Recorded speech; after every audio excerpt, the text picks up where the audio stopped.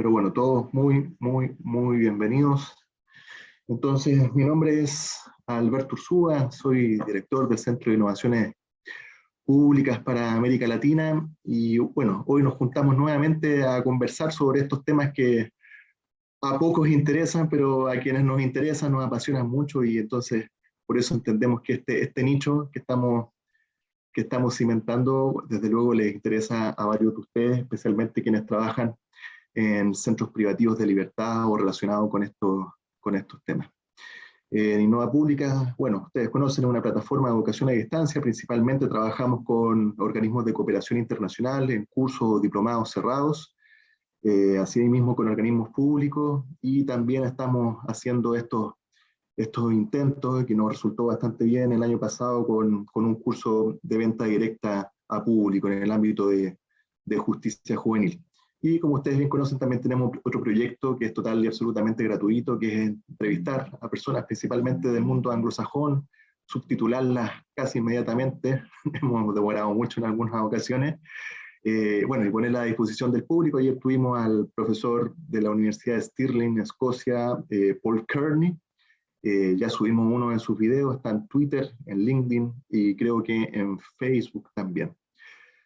Hoy nos convoca nuevamente el libro del profesor Alberto Urrutia Moldes. En esta ocasión, capítulos distintos de este libro y por eso va a haber una variación en el tema, ¿no? Es gestión y diseño de centros privativos de libertad principalmente. A propósito del libro del profesor Urrutia, ya tuvimos un conversatorio, si no me equivoco, a principios de abril. Ahí tuvimos a la viceministra de Justicia de Costa Rica, al procurador penitenciario de la Nación Argentina, tuvimos a Piera Barzano, a Maraica López y Ferrer, y a quien le habla, que ahí hizo un pequeño aporte chiquitito en ese conversatorio, y el día de hoy tenemos a otras personas y también estamos ya creando un nuevo conversatorio con otros capítulos del profesor Alberto Urrutia para el día sábado 16 de julio. Ya tenemos confirmado a Pedro Das Neves, y esperamos tener alguna persona de Inglaterra y otras personas que están por confirmarnos de Noruega o Finlandia. Esta va a ser una versión en inglés para el mundo europeo principalmente, y vamos a tratar de propiciar una interpretación simultánea para esa ocasión. Les voy a presentar a las personas del día de hoy inmediatamente, y son las siguientes personas que ya se las voy a presentar. Aquí está. Bien.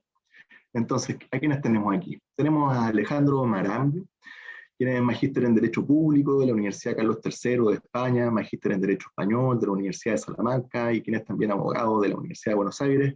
Actualmente es asesor de Cruz Roja Internacional, ha sido director del Servicio Penitenciario Federal, dependiente del Ministerio de Justicia y Derechos Humanos de Argentina, y también subsecretario de Asuntos Penitenciarios. Además fue profesor de Derecho de Ejecución Penal y Derecho Penitenciario en la Universidad Carlos III en España. También tenemos a Lucía Camardo Ciccardini, es magíster en Políticas Públicas de la Facultad Latinoamericana de Ciencias Sociales, Flaxo, en Argentina, también es socióloga, actualmente es directora de Producción y Sistematización de Información del Comité Nacional de Prevención contra la Tortura de Argentina. Anteriormente fue coordinadora del Sistema Nacional de Información Criminal en el Ministerio de Seguridad de la Nación, entre otros cargos.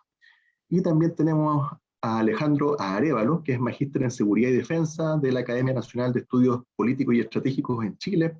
Está terminando un máster en Criminología también y es administrador público. Actualmente es jefe de la Unidad de Participación en Gendarmería de Chile. Anteriormente en la misma institución ha sido jefe de la Unidad de Protección y Promoción de Derechos Humanos, encargado de la Unidad de Investigación e Innovación, subdirector de Reinserción Social y jefe del departamento en el Sistema Cerrado, también entre otros cargos. Y el profesor que celebramos el día de hoy, Alberto Urrutia, es doctor en Arquitectura Penitenciaria de la Universidad de Sheffield, en Inglaterra, y es constructor civil y también es ingeniero civil industrial. Ha sido jefe durante 15 años en distintas partes de Gendarmería de Chile, en una de las regiones más grandes, que es la del Biobío, en el Departamento Regional de Arquitectura Penitenciaria y planificador regional también en esta misma institución, que es el Servicio Penitenciario de Adultos de Chile. También es profesor de planta del Global Bank School en su sede de Manchester, Inglaterra. Entonces vamos a comenzar primero con Alberto, una exposición sobre estos últimos capítulos del libro, de su libro, y luego vamos a tener una exposición de 15 minutos también de Alejandro Marambio con comentarios de Alberto, y otro luego de Lucía Camardón, y finalmente con Alejandro Arévalo, y vamos a terminar con una ronda relacionada con desafío. Les pido disculpas, tenemos dos Albertos el día de hoy. Cada vez que la gente mencione dentro de nuestros panelistas cosas positivas de alguien, es Alberto Urrutia.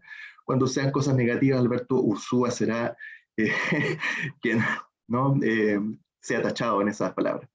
Luego tenemos un problema, porque tenemos dos Alejandro, Alejandro Arévalo y Alejandro Marambio. Ustedes decidirán quién es el bueno y quién es el malo. ¿Bien? Entonces, Alberto Urrutia, bienvenido. Adelante, por favor. Muchas gracias, Alberto. Primero que todo, feliz y agradecido de la presencia de los panelistas. Un gusto tener a Lucía, Ladies First, entre estos panelistas, y también un gusto tener a ambos, Alejandro Marambio y Alejandro Arévalo, para comentar un poco respecto de este libro que lleva recién poco más de un mes en las librerías. Como tú mencionaste, la idea es poder hablar respecto de los últimos, de algunos capítulos. Seleccionamos los últimos 2 capítulos del libro para poder hablar un poco de lo que se planteó como título de este conversatorio, que es Gestión y Diseños Estratégicos de Recintos Penales. Para hablar de gestión, tenemos que poner primero algunos temas generales para poder conversar el mismo idioma. Cuando hablamos de organizaciones, la gestión es respecto a cómo se manejan las organizaciones. Y cuando hablamos de organizaciones, eh, podemos entender entendemos de que cada organización tiene un propósito de vida, un propósito que justifica el por qué la organización existe. Ese propósito puede o no puede estar inserto en lo que se conoce como misión y visión de una organización. Es lógico pensar que cuando la organización tiene claramente identificados sus objetivos, eh, va a pretender o va a generar em, estrategias para poder cumplir esos objetivos, ya sea en el mediano plazo o en el largo plazo. Estas estrategias se diseñan justamente pensando en cómo lograr que se cumplan los objetivos o el objetivo principal de la organización. Em, para ello se alinean las organizaciones que trabajan de forma estratégica, alinean todos sus recursos, los recursos financieros, los recursos físicos y los recursos humanos hacia el cumplimiento de este propósito, de tal forma que se utilizan o se priorizan aquellas tareas que van a generar la mayor cantidad de beneficios o la mayor probabilidad de cumplimiento de este propósito. Eso es, en términos bien generales, lo que se entiende por gestión estratégica. Un ejemplo lo podemos ver en una pequeña institución financiera, por ejemplo, en que su propósito de vida sea poder generar la mayor cantidad de ganancias económicas en el menor tiempo posible, va a alinear todos sus recursos y va a priorizar aquellos programas, aquellos trabajos que le generen la mayor cantidad de beneficio económico, y posiblemente va a desechar o va a dilatar aquellos programas que se desarrollan en mayor plazo y con bajo nivel de retorno económico o incierto nivel de retorno económico. De esa forma se asegura la organización poder cumplir los objetivos que tenía desde un principio. Ahora bien, cuando hablamos de diseño estratégico, es algo similar, algo parecido, pero estamos hablando de una organización que maximiza las probabilidades de éxito mediante las apropiadas decisiones en términos de diseño y en términos de procesos. Esta organización va a generar o va a organizar las instalaciones físicas y los procesos productivos de tal forma de que se maximicen las probabilidades de éxito. Un ejemplo, en este caso, si nos imaginamos una fábrica, eh, una fábrica como organización, la fábrica va a construir edificios y va a instalar maquinarias dentro de esos edificios en posiciones estratégicas, considerando la mayor cantidad de beneficios posibles que esas decisiones van a generar sobre el propósito de esta organización.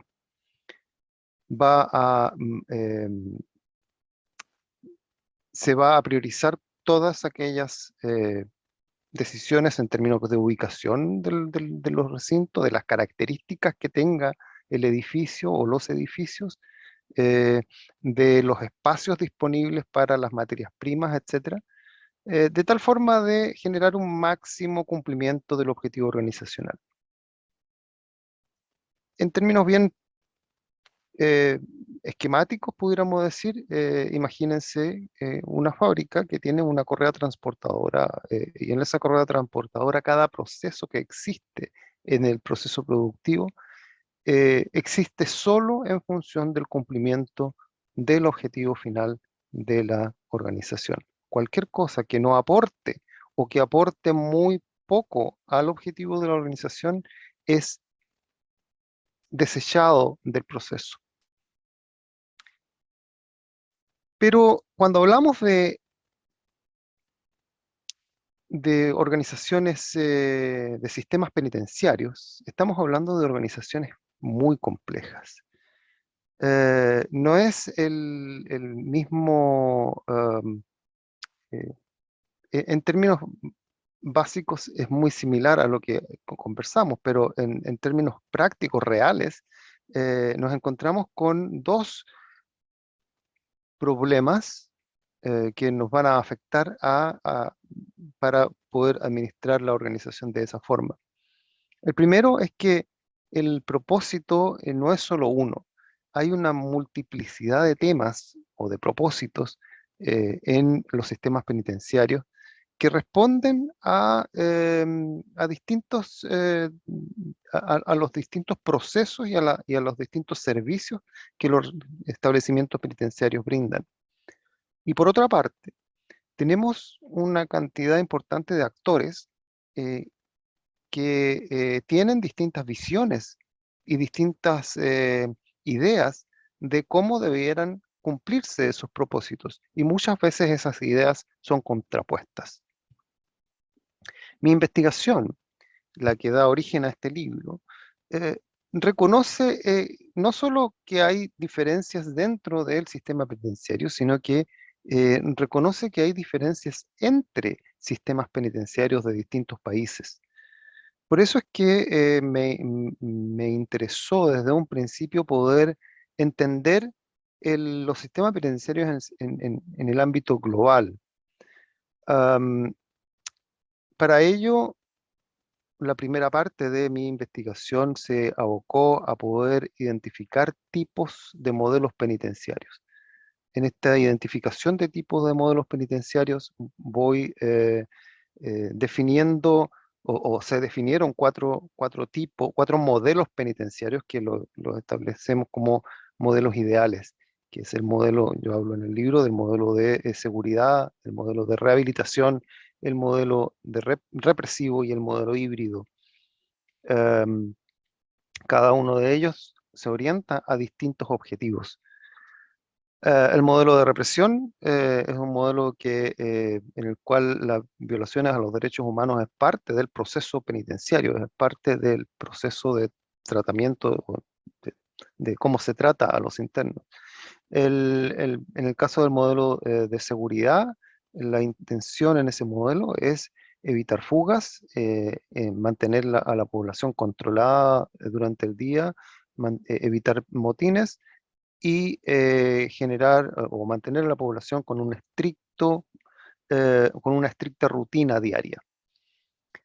Y el modelo de seguridad, perdón, de rehabilitación es un modelo en el cual eh, la institución y todo el sistema penitenciario está enfocado a recuperar a una persona como un ente valioso para la sociedad. Sin embargo, existe un cuarto modelo, como dije, que es el modelo híbrido, que es un modelo que mezcla todos los anteriores, en el cual se puede encontrar vestigios de cada uno de los tres anteriores.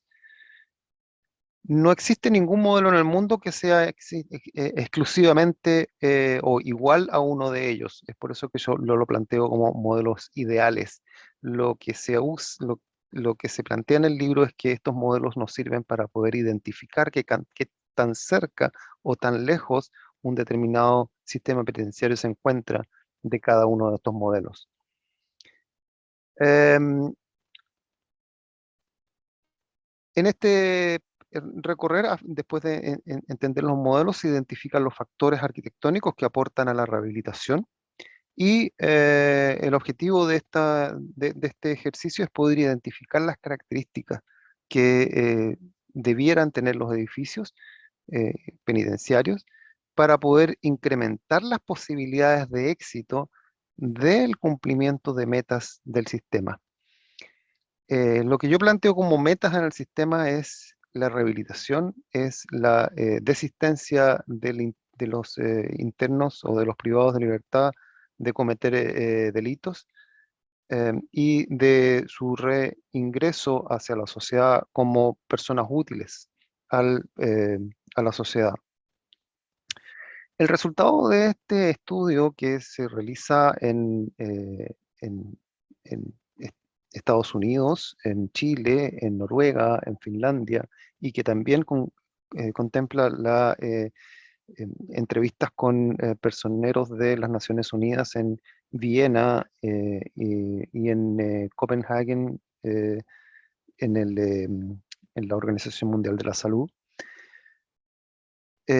Los resultados de este estudio son una serie de temas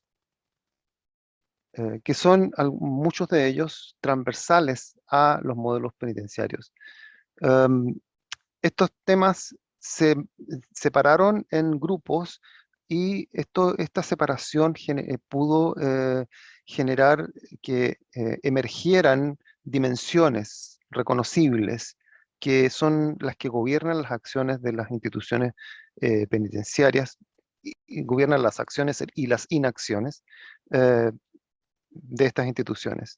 Estas dimensiones entre estas dimensiones está, por ejemplo, las prioridades arquitectónicas, están basadas respaldadas en evidencia científica y empírica en el libro. Están los principios de diseño, que son las condiciones básicas que deben cumplir los recintos penitenciarios para poder eh, proveer rehabilitación. Está la optimización financiera como, como un requisito fundamental en cualquier institución penal en cualquier parte del mundo, no solamente en países eh, de bajos recursos como son los países latinoamericanos. Am, y también incluye como gran parte la toma de decisiones, que en ese sentido no puede haber éxito en las decisiones si las decisiones no se toman alineadas con los objetivos de la organización. Cuando se generan problemas es cuando hay falta de objetivos claros. Y la mayor parte de las organizaciones penitenciarias tienen esa falencia, no tienen objetivos claros. Existen diferentes intereses de diferentes actores internos y externos. Ese problema me llevó a estudiar una teoría organizacional que plantea Neil Bronson, un teorista organizacional de Suecia, y él plantea que no siempre hay una fuerte conexión entre entre lo que la organización comunica oficialmente, lo que dice, eh, o las decisiones de los grupos directivos de la organización, o tampoco con las acciones reales y concretas de esta organización. Bronson plantea de que hablar es una cosa, decidir es una segunda cosa y actuar es una tercera cosa. Y estas tres cosas no siempre van de la mano. Las organizaciones se enfrentan a situaciones de estrés porque las personas tienen diferentes y a menudo contrarias ideas de cómo la organización debe funcionar y cuáles deben ser sus objetivos. Satisfacer completamente una demanda va a significar en muchos casos satisfacer deficientemente una segunda, o tal vez incluso no satisfacer algunas demandas. Ahora, cuando la organización enfrenta estos múltiples y contradictorias demandas, ellas pueden buscar esta organización puede buscar satisfacer demandas a través de su área comunicacional, a través de el hablar. Puede satisfacer otras demandas a través de los procesos de decisiones, y puede satisfacer otras demandas incluso a través de las acciones concretas que la organización realiza. Luego, es posible en este caso satisfacer tres tipos de demandas que pueden estar incluso contradiciéndose una de la otra. Esto es lo que Bronson denomina hipocresía organizacional. Yo tomo esta teoría y la analizo los distintos modelos penitenciarios desde la mirada de la hipocresía organizacional, analizando no solo los elementos que permiten y que promueven la existencia de este fenómeno en los sistemas penitenciarios de los tres modelos que yo analizo, sino que también luego hago una reflexión respecto de cómo desestabilizar esta situación de manera de poder generar las condiciones de que los modelos penitenciarios puedan evolucionar hacia el ideal que yo planteo, que es el modelo de rehabilitación. Ahora queda abierta la discusión para el resto de los panelistas. Muy bien, profesor Urrutia, muchas gracias. Tremendo trabajo, especialmente viajar nada menos que a Noruega, visitar cárceles, Finlandia, visitar cárceles, Estados Unidos, visitar en varios estados cárceles, y también visitar Chile y luego estar conversando con varias personas. También le mando un saludo y felicitaciones porque entendemos que hoy día está muy feliz porque hoy el British Academy dio la resolución de las becas y también de los financiamientos que iba a proveer, y fue elegido un proyecto junto a una profesora que es arquitecta de la University College of London y el profesor Urrutia para hacer una conferencia en el año 2023 en Inglaterra, obviamente, donde vive ya hace 6 años el profesor Urrutia, sobre diseño de hospitales psiquiátricos y de prisiones, invitando a personas de Grecia, Japón, Italia, Inglaterra y Holanda. Así que felicitaciones también por esa por ese financiamiento. Muchas Voy a gracias. leer a Jonathan Ospina, dentro del público, que señala absolutamente de acuerdo con los puestos, los modelos penitenciarios, según mi vivencia, se van adecuando de acuerdo a cada país y los objetivos en materia de política criminal de los gobiernos.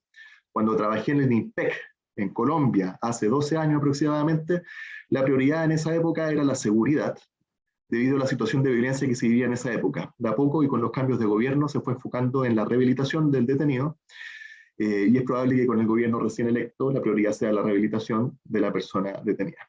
Bien, y dice, en Argentina el Servicio Penitenciario Federal está enfocado hacia un modelo de rehabilitación sin dejar de lado la seguridad. Hay algunos ahí estarán opinando por dentro que si tiene razón el compañero o no, pero sin duda un gran modelo penitenciario con los recursos y profesionales que posee. Bueno, ahí para lata discusión, ¿no? Entonces, vamos con Marambio, el exdirector del Servicio Penitenciario de la Nación Argentina y también ex subsecretario, actualmente consultor de Cruz Roja Internacional, quienes también se están involucrando en temas de diseño de prisiones. Alejandro, adelante, por favor. Bueno, Alberto, en primer lugar, bueno, muchas gracias por la invitación, gracias a Innova Pública, gracias también a Alberto Urrutia, al otro Alberto, por el libro y por invitarme a participar en esta actividad de lectura y de análisis del material bibliográfico, ¿no? En primer lugar, una aclaración. En este caso voy a actuar a título personal, no estoy actuando en nombre del Comité Internacional de la Cruz Roja, conocido como CICR. Aclaro esto más que nada a los efectos de que, como siempre, los éxitos y las buenas palabras son de la Cruz Roja Internacional, los errores son míos. Y en este caso voy a hacerme cargo de todos los errores que pueda cometer en la conversación. Y aquí voy a intentar que en estos 15 minutos que me han dado ir por varios aspectos y trataré de cerrar todos al final. En primer lugar, me gustaría analizar el concepto de bienestar que utiliza el libro de Alberto, porque me parece es un concepto súper ambicioso y súper interesante y me parece valioso traerlo a la discusión. En segundo lugar, me gustaría trabajar sobre la importancia de la relación entre gestión y diseño, cómo eso funciona y cómo debería funcionar, tanto en el inicio del pensamiento como en el final de lo que se termina construyendo y cómo se termina gestionando. Quería hablar de los 3 modelos filosóficos o modelos ideales de los que has hablado. Creo que con lo que has planteado ya me sirve para pasar a la siguiente etapa, que sería cómo podríamos hacer esta relación entre tu libro Health and Wellbeing in Prison Design, hacia establecimientos penitenciarios más humanos, que es un documento del CICR que ha sacado hace poco tiempo, y que nosotros estamos utilizando para diseminar esta idea de que la gestión penitenciaria es relevante, pero el diseño penitenciario también importa, y también nos importa porque genera muchos efectos. Empecemos con el concepto de bienestar, porque, bueno, primero, es un libro recomendable, lo recomiendo a todos los que están aquí, lo recomiendo sinceramente, no simplemente porque me han invitado. Es un libro desafiante, es un libro que trae muchas cosas, es un libro de historia del castigo, es un libro de ética del castigo, es un libro de criminología, es un libro de filosofía, es un libro de psicología, es un libro de sociología y también, como si fuera poco, es un libro de arquitectura. Complejo, hay varias entradas posibles, hay mucho para escribir, mucho para pensar, mucho para analizar de lo que trae, así que esto nos genera ya un desafío a cualquier lector, porque en cualquiera de estos ámbitos vamos a encontrarnos un poco atrás del escritor. Y en base al concepto de bienestar, es interesante, porque bienestar es un concepto que hemos construido siempre desde un punto de vista subjetivo. ¿Cómo medir el bienestar? Y bueno, depende de las personas. Cada persona tiene un modo de entender el bienestar, y es interesante cómo se vincula el concepto. Son simbióticos, dice el libro, hay una simbiosis entre el concepto de bienestar y el concepto de salud. ¿Por qué hay una simbiosis? Porque la Organización Mundial de Salud ha definido a la salud como el máximo bienestar posible, tanto en salud física, salud mental y salud social. Entonces, de bienestar social, bienestar físico y bienestar mental. Entonces, esta definición hace que jueguen juntos estos dos términos. No se puede entender la salud sin entender el bienestar. Igual, nuevamente, es el problema. Si ese bienestar es una valoración subjetiva y depende de los interlocutores, se nos complica un poco esta idea de medición del bienestar. Entonces, normalmente, cuando hacemos un análisis de si un sistema penitenciario está funcionando bien o no está funcionando bien, y ya ahí también recojo este comentario que hace Alberto Urrutia en relación a la dificultad existente en cumplir con las finalidades de una organización que tiene múltiples finalidades y muchas de ellas contradictorias, pero digamos, si podemos medir si el sistema está funcionando bien, necesitamos sí o sí tener algún parámetro. Ese parámetro de medición normalmente sigue siendo objetivo: cantidad de personas privadas de libertad que trabajan, cantidad de personas privadas de libertad que estudian, cantidad de médicos que hay en un establecimiento penitenciario, cantidad de dormitorios que hay en un centro penitenciario, cantidad de múltiples variables. Y esto te da un número y una objetividad. Sin embargo, esto sirve para entender el aparato, la estructura, pero no termina de servirnos para entender la estructura en movimiento. Y esa idea de estructura en movimiento bien lo capta el concepto de bienestar. Y el concepto de bienestar se vincula con esta idea, digamos, típica del ámbito anglosajón de cómo vamos a medir. Y este pensamiento de cómo medir determinados términos, determinados conceptos, creo que viene muy bien analizado en su momento por Alison Liebling y este Moral Performance, en la que hace un análisis de cómo medir cómo funciona la cárcel. Los holandeses han tenido también un interesante estudio y una interesante investigación también de la misma lógica de tratar de superar el concepto de moral performance. Pero ¿qué nos da esto? Nos da la idea de que el usuario es prioridad. Cómo el usuario entiende el servicio público de la privación de libertad. Y eso es relevante. Y ese es un verdadero cambio de paradigma. Entender que es un servicio público, un servicio social que entrega el Estado para un usuario y que el usuario puede valorarlo, es un cambio de paradigma. Y sobre todo un cambio de paradigma en Latinoamérica, donde se entiende esta idea jerárquica donde la persona privada de libertad recibe un tratamiento, la persona privada de libertad recibe un determinado tipo de acción, un determinado tipo de gestión. Pero también, y esto me parece súper valioso del libro, y me parece súper valioso de los conceptos de medición, el bienestar está pensado en el entorno penitenciario. Eso significa que no solo es el usuario del sistema, sino el personal penitenciario que trabaja en él. El personal penitenciario, si tuviese las facultades para quejarse por el empleo que recibe, por el salario que recibe, por el empleo que tiene, tendría mucho más que aportar, mucho más que decir. Y tendría mucho más significado en términos de cuánto el Estado debe darles para que produzcan o generen su trabajo. Y esto es interesante porque, digamos, de vuelta, desde el concepto de bienestar nos dice muchas cosas. Pero bueno, decíamos, ¿cómo medirlo? Bueno, en su momento hay un psicólogo, Seligman, que dijo, sí, yo puedo medir, se puede medir, esto se puede medir. Esto se puede medir y hay 5 dimensiones para medir, y genera esta idea del concepto de PERMA. ¿Qué es PERMA? En inglés, obviamente, un acrónimo en inglés, Positive Emotions, sería la primera P, esa sería tener estas emociones positivas, felicidad, tener un espacio de felicidad. Engagement, que es estar involucrado en todo lo que pasa dentro de las acciones que uno genera, o sea, tener esa sensación no aúlica, esa sensación de estar comprometido con lo que hace. Esa R que es relationship, tener unas relaciones que sean adecuadas, que sean positivas, que sean prosociales en algún sentido, un término más criminológico. Luego tenemos esa M, que es el meaningful, esta idea del significado, que las acciones tengan ese sentido, que construyan un sentido para la vida de la persona, que tengan una lógica que valgan la pena. Y esa A, que es ese accomplishment, que sería la idea del cumplimiento, es decir, que permitan a la persona cumplir determinadas metas. Una persona que se fija metas y las cumple. Este PERMA es medible. Butler y Kern han hecho una estructura, han generado una 23 ítems para medir esto. Y parece ser que funciona.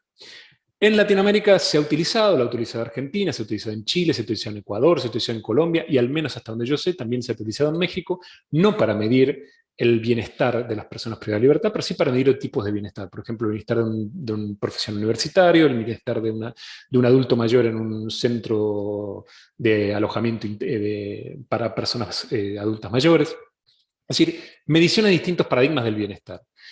Y esto genera un cambio de enfoque porque medir el bienestar nos permite también medir la valoración, digamos, de cómo el usuario recibe el sistema. Y aquí es muy bueno el libro al decir, atención, el bienestar es un desafío enorme dentro de la privación de libertad. Porque si ustedes se han fijado en este PERMA que hemos hablado, es muy difícil que esos 5 ítems se cumplan en la privación de libertad.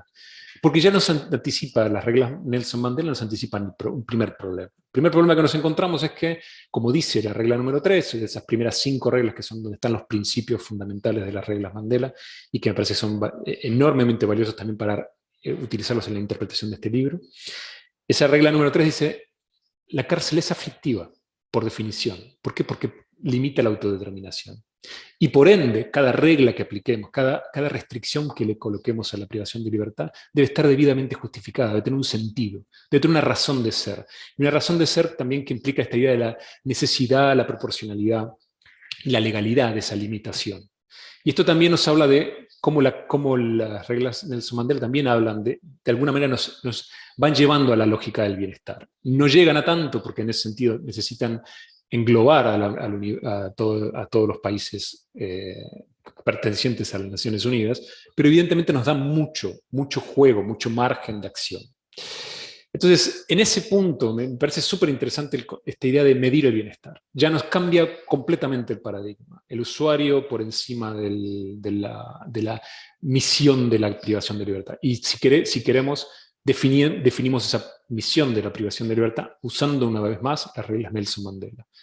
Rehabilitación de las personas. ¿Qué sería esa rehabilitación? Evidentemente tenemos discusiones enormes desde el punto de vista de la teoría RE y toda la discusión que eso significa, pero tratemos de llevarlo desde el punto de vista de cumplimiento de los servicios y los derechos de las personas privadas de libertad en privación de libertad. Cumplir con todo lo que Mandela dice.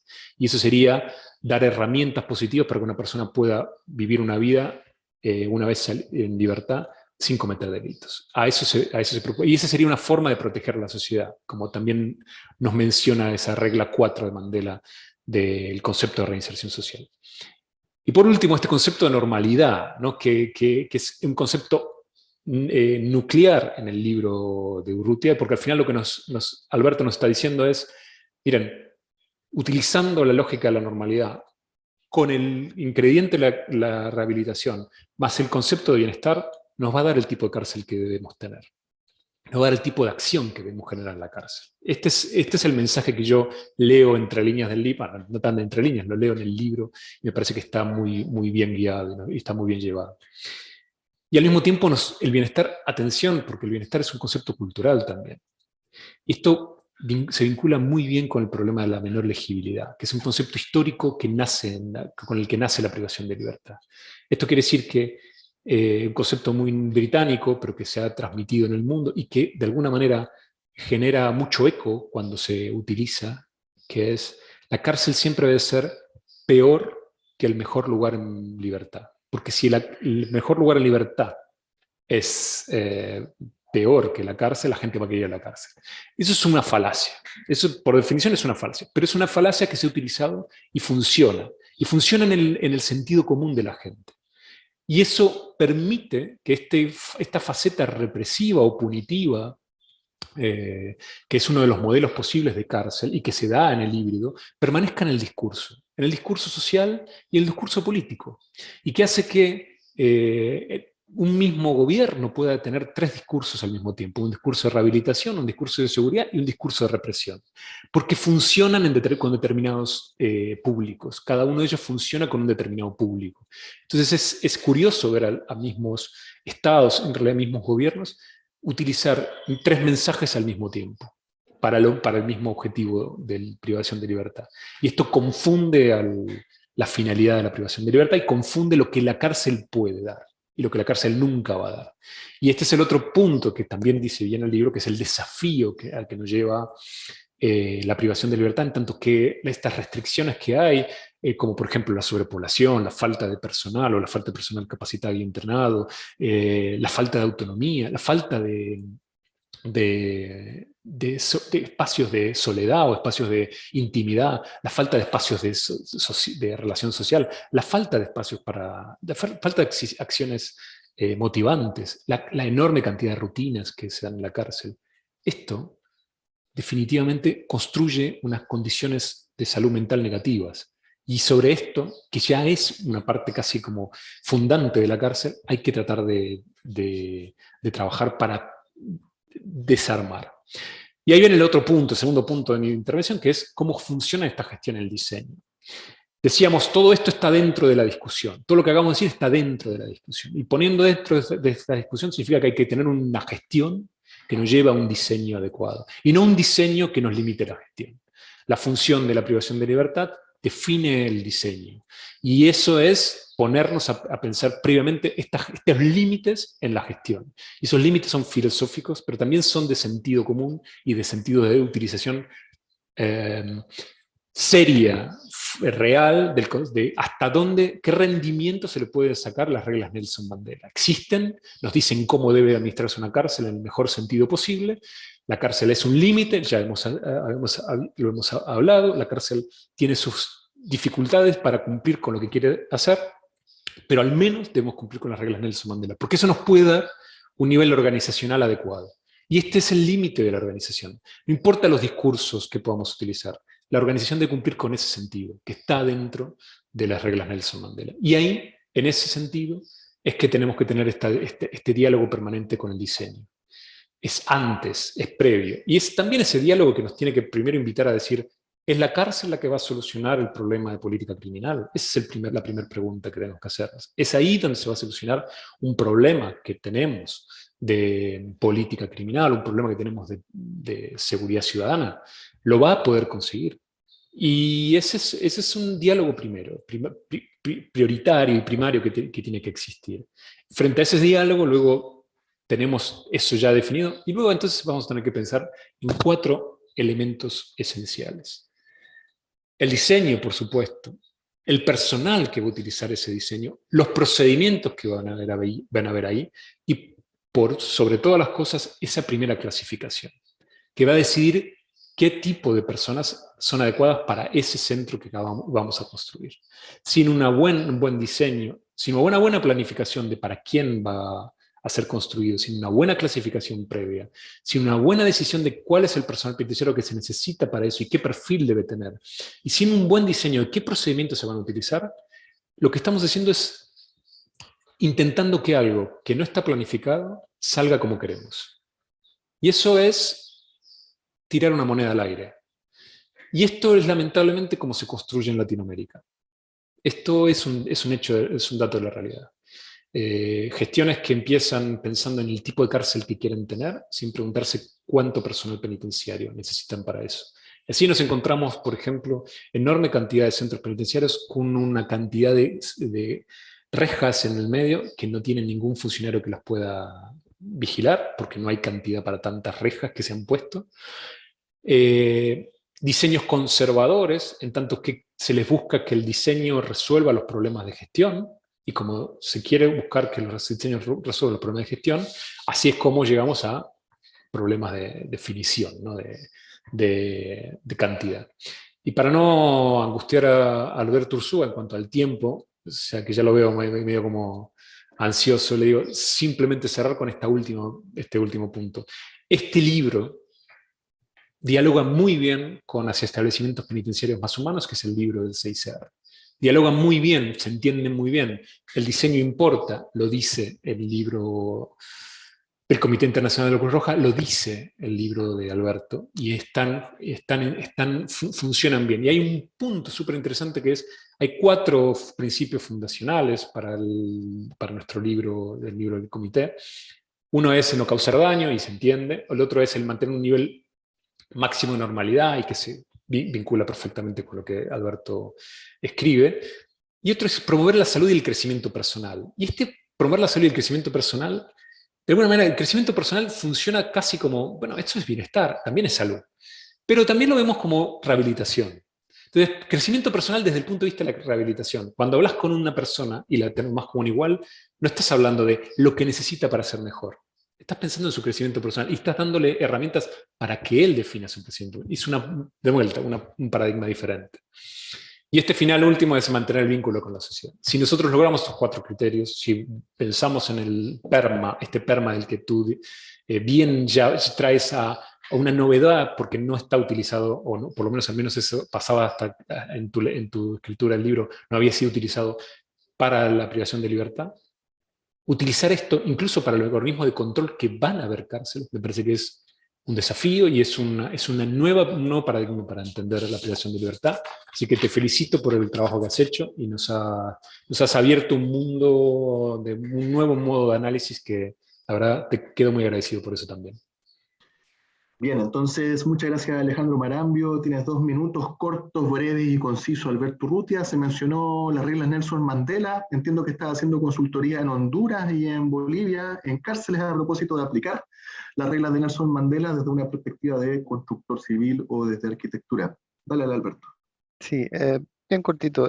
Solo agregar a la potente exposición que hizo Alejandro. Tú mencionaste en varias oportunidades el concepto de normalidad, y lo que se plantea, lo que yo planteo en el libro y lo que también he planteado en esta consultoría que estoy haciendo, que tú mencionas, hacia Bolivia y Honduras, es que el concepto el concepto de normalidad debe ser de que la institución, los edificios, el ambiente debe ser tan normal como sea posible respecto de el promedio de vida de una persona en el país, en la localidad donde la prisión se encuentra. Podemos tratar de utilizar o de sacar beneficio del conocimiento que tenemos respecto de cómo los escandinavos diseñan sus cárceles y sus procesos penitenciarios, sin fijarnos en las diferencias económicas que tenemos con Escandinavia. Porque lo importante cuando hablamos de normalidad es poder eh, imitar la normalidad que tenemos en el mismo ambiente en nuestro país. Los recintos penitenciarios debieran tener simplemente dormitorios tal como un típico dormitorio de estudiantes del país donde se encuentra, con las características del país y las características económicas, sociales y culturales de ese país. Bien, muchas gracias. Oye, abrí la puerta del infierno cuando estuve leyendo los comentarios, hice una pequeña mención a Argentina y se abrieron todas las flores de perspectiva sobre Argentina, Verónica Cirigliano. Yo creo que en Argentina se habla mucho, se decide poco y se actúa menos en materia de infraestructura penitenciaria.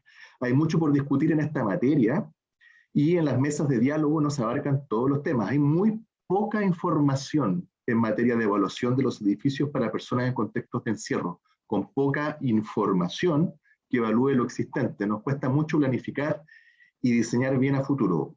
Bueno, tenemos ahora a la directora de Producción y Sistematización de Información del Comité Nacional de Prevención contra la Tortura, Lucía Camardón. Adelante, por favor. Bueno, muchísimas gracias Alberto Urzúa, aclarando el apellido, y a Innova Pública por la convocatoria, y también, bueno, el profesor Alberto Urrutia por invitarnos a conversar sobre los últimos capítulos de su reciente libro en relación a la gestión y diseño estratégico de centros privativos de la libertad. También, al igual que Alejandro, voy a hacer una pequeña aclaración antes de empezar. Mencionando que mi participación en este encuentro y mis planteos también son a título personal y no de carácter institucional. Y bueno, la verdad también coincido con Alejandro en que es un libro muy, muy interesante, la verdad, y que abre a múltiples, da lugar como a múltiples lecturas posibles. Por un lado pensaba que también interesante por mi formación de base socióloga, también pensaba que la lectura en términos metodológicos me parecía muy interesante también, porque nos plantea o pone sobre la mesa determinados desafíos en la medición de variables cualitativas, tales como el bienestar, como bien lo planteaba Alejandro también.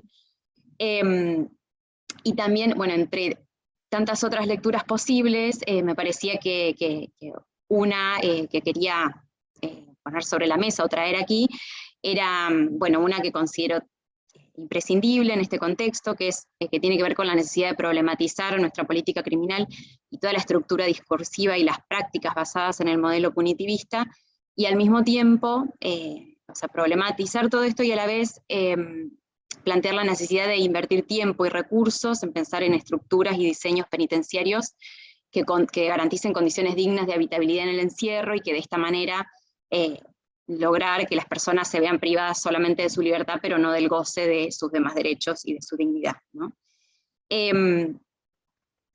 Cuando hablamos con las personas privadas de la libertad, cuando las entrevistamos en las instituciones de encierro, en las instituciones carcelarias, habitualmente nos dicen, porque nosotros también somos personas, ¿viste? No somos animales, no podemos vivir de esta forma, como si fuera necesario aclarar que efectivamente se trata de personas, ¿no? Como si ellos, por el hecho de estar ahí, por lo menos obviamente partiendo de estos contextos argentinos, penitenciarios argentinos, tenemos otras realidades bastante distintas en otros contextos, pero como si a ellos sí les hiciera falta aclarar que son personas y que tienen y merecen vivir en condiciones dignas, ¿no?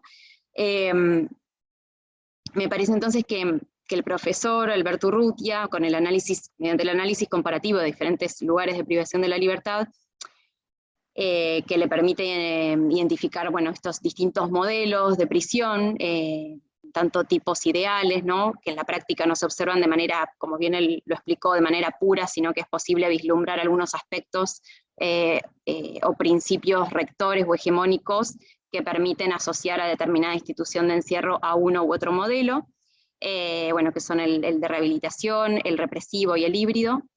Nos permite entonces poner a la luz este tipo de cuestiones vinculadas a las condiciones de vida en el encierro, así como la importancia de visibilizar lo que ocurre en estos lugares y dar cuenta de las responsabilidades del Estado respecto de la vida y de las graves privaciones y dificultades en el acceso a derechos de las personas en el encierro, y de la importancia entonces de considerar todos los aspectos, no solamente aquellos más cualitativos, sino también aquellos vinculados al diseño y a las cuestiones estructurales de los establecimientos. En el capítulo 11, cuando el autor, bueno, en el marco del análisis comparativo de los diferentes modelos que él realiza, da cuenta de las premisas que existen detrás de los modelos de prisión, de los modelos de prisión, ¿no? Por un lado, en relación al modelo punitivista o represivo, Alberto muestra que detrás de todas las decisiones que se toman en este modelo, subyace la idea de que las personas privadas de la libertad son peligrosas o violentas por naturaleza, y que merecen o deben aceptar las condiciones de encierro, incluso aunque resulten indignas, degradantes o tortuosas. Esto, bueno, me parece central porque muestra cuán importante resulta la sensibilización en este tema, y bueno, interesante el planteo en el chat de bueno, dejemos de hablar y actuemos, ¿no? Como cuán interesante entonces es actuar, pero partiendo de esta premisa, digamos, poniendo en cuestión esta premisa y entendiendo los condicionamientos sociohistóricos que operan no solo en la comisión de delitos, sino también en la persecución de ellos, ¿no? Y en los esfuerzos de las agencias penales.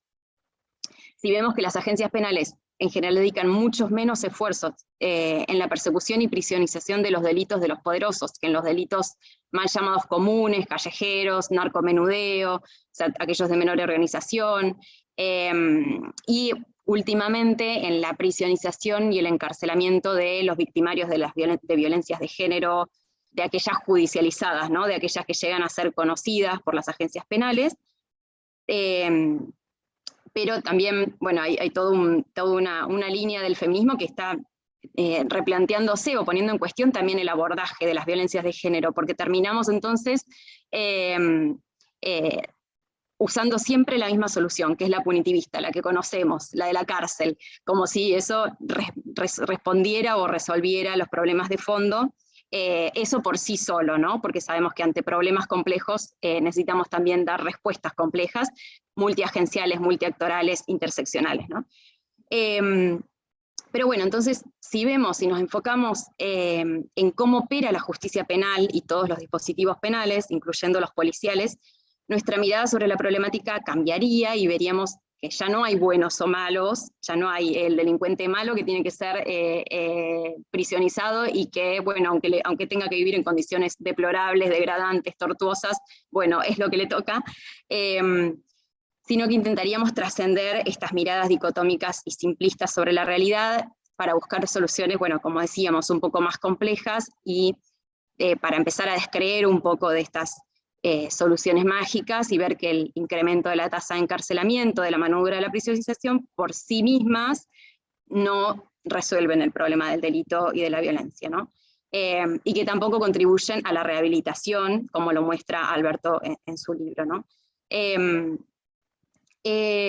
O por lo menos como lo pone, digamos, sobre la mesa al analizar los distintos modelos de encierro, de instituciones de encierro. En relación a la cuestión, el problema del espacio, que está asociado obviamente al de la sobrepoblación, también me parece interesante resaltar que Alberto muestra que los dos modelos, el rehabilitador y el represivo, coinciden en que la falta de espacio es un problema, ¿no? Que en las entrevistas entonces se ve que para unos porque es un problema, porque no aporta en términos de percepciones y la salud mental necesaria para la rehabilitación social, y que para otros porque puede conducir al incremento de situaciones de desorden o violencia, ¿no? Como que por distintos lugares ambos ponían sobre la mesa esta cuestión. Bueno, en relación entonces a la sobrepoblación, me parecía también interesante el caso excepcional de la pandemia, ¿no? Que en algunos países, y especialmente, por lo menos conociendo la situación de la Argentina, en algunas jurisdicciones y también en un lapso de tiempo muy reducido, tal como lo muestran los análisis, el monitoreo que realizamos desde el Comité Nacional para la Prevención de la Tortura respecto de esta situación, de la situación epidemiológica en el encierro y de los flujos de la población penitenciaria durante la pandemia. Se ve entonces que las decisiones estratégicas que se tomaron en este contexto excepcional de pandemia efectivamente implicaron un viraje respecto de las tendencias de crecimiento sostenido y exponencial que venían dándose, si bien fue muy reducido, muy acotado en un momento y luego se volvió a la normalidad o se empeoró, y aparte con un montón de notas al pie porque hay un montón de situaciones distintas. Tenemos un país muy grande, muy, muy desigual y muy heterogéneo. Pero bueno, esta situación de excepcionalidad mostró que es posible establecer virajes rotundos en la política criminal si existe no solo voluntad político-institucional, sino también cuando hay consenso y empatía social, ¿no? Porque en un momento en el que empezamos a ser más conscientes de los grandes problemas para la salud que involucraba el hacinamiento, ¿no? Y que el incremento de los niveles de mortalidad no solo afectaba a las propias personas privadas de la libertad, sino también al colapso de las instituciones de salud, y que eso nos afectaba a todos, ¿no? Sin embargo, habitualmente, y ya va quedando más lejos la pandemia, y parece que entonces este tipo de problemas, o sea, no están teniendo la centralidad que merecen en las agendas político-institucionales, cuando sabemos que el hacinamiento también trae, como decíamos, aparejado otro sinnúmero de problemas, de vulneraciones de derechos, de torturas, de altos índices de mortalidad. En este sentido también desde el comité monitoreamos las tasas de mortalidad y de letalidad en unidades penitenciarias, y se veía, cómo la letalidad en las instituciones penitenciarias era mucho mayor a la que se registraba en el medio libre. Obviamente no solo debido a las deficientes condiciones de salubridad y de higiene, sino también por los reducidos niveles de testeo en relación a lo que ocurría en el medio libre. Otra cuestión me parece también muy interesante de poner a la luz, de destacar o de traer a este intercambio respecto del libro de Alberto, es lo que él denomina, estos temas o problemáticas negadas o no identificadas en las entrevistas, ¿no? Porque él hace referencia entonces a que existen algunas cuestiones no mencionadas en las entrevistas como problemáticas, y que no necesariamente sea porque no constituyen problemas en sí mismos, sino que muchas veces se naturalizan en estos contextos. También parecía interesante lo que mencionaba Alejandro respecto de, ¿qué dirían los propios trabajadores de los servicios penitenciarios, ¿no? Si Interesante también la palabra de las personas que trabajan en estos contextos, y cuando Alberto analiza esto, dice que claro, ellos también naturalizan algunas situaciones, él percibía que algunas situaciones también se naturalizaban, cuando por ejemplo en el modelo represivo se advierte a las personas que ingresan, esta no es tu casa, este no es un lugar para vacacionar, esta es una prisión, ¿no? Como, y el libro muestra entonces, en este tipo de modelo, cuán importante es la influencia externa y la participación, la transparencia, la apertura de las prisiones a las miradas externas, al control externo, ya sea de los mecanismos nacionales de prevención, de organizaciones de la sociedad civil, de organizaciones de familiares, de los propios familiares, para promover lo que el autor denomina transparencia operacional y lograr desnaturalizar tales condiciones inhumanas o degradantes que terminan muchas veces naturalizándose en las prisiones y asumiéndolas como que, bueno, es así, esto no son unas vacaciones. En el capítulo 12, el autor también identifica las 3 dimensiones que él ya mencionó, bueno, la toma de decisiones, la transparencia y la educación, y da cuenta, bueno, de su relación con los metatemas identificados. Y en este sentido también me parecía interesante traer, dar cuenta de la relación inversa entre educación y apatía social y la apatía social hacia las personas en prisión, y el mayor poder o autonomía de los servicios penitenciarios en el control de la población penitenciaria, cuando esto ocurre. Además también Alberto hace referencia a la importancia de la participación de los sectores representados por las personas privadas de la libertad y sus familiares, para aportar, bueno, revertir esta situación y poder aportar en términos de transparencia, de la dimensión de transparencia. Bueno, y para finalizar, algo que me pareció que también Alberto mencionó al inicio en su presentación y que me parece fundamental, me pareció un gran aporte, que es este concepto, y que también es un concepto que resultaría aplicable perfectamente a muchos otros tipos de instituciones, que es este concepto de hipocresía organizacional, que lo toma de Branson, ¿no? Y que nos recuerda las consecuencias no aumentadas de la acción propias de la teoría de la acción social, y que si bien por ahí es necesario partir del reconocimiento de las complejidades de las instituciones, y de que las instituciones no constituyen todos cristalizados, uniformes, y que entonces no puede hablarse como de un resultado unívoco y único, digamos, que parta como de una sola voluntad, sino que por el contrario hay intereses de diferentes actores, muchas veces dispares, contrapuestos, que más se asemejan a una arena de conflicto que a una única voluntad coherente y clara. Si bien me parece que por ahí, bueno, obviamente hay que tener presente estas cuestiones, o sea, que le añaden cierta complejidad, pero me parece súper interesante esta referencia a los intereses que se esconden detrás de estas prácticas en apariencia no buscadas, ¿no? Que aparentemente no son buscadas, pero que resultan siendo funcionales, y cuando se desarrollan de manera reiterada en el tiempo generan cultura organizacional, prácticas sistemáticas y estructurales, y que habitualmente pueden incluso alejarse de los fines originarios de quienes influyeron en la constitución de estas propias instituciones. En este sentido, esto nos trae, digamos, la necesidad de analizar, nos lleva, digamos, a la necesidad de analizar las prácticas más allá de los sentidos manifiestos. Me parece como que tiene mucho valor explicativo desde este lugar, ¿no? Como de intentar ir más allá de los sentidos explícitos de las instituciones, y de analizar los distintos niveles de responsabilidad en las graves vulneraciones de derechos y desigualdades en el acceso a la justicia propios del sistema actual, para romper con los sentidos comunes respecto a un montón de cuestiones, como pueden ser la comisión de delitos, el obrar de las agencias penales y la función misma de la cárcel.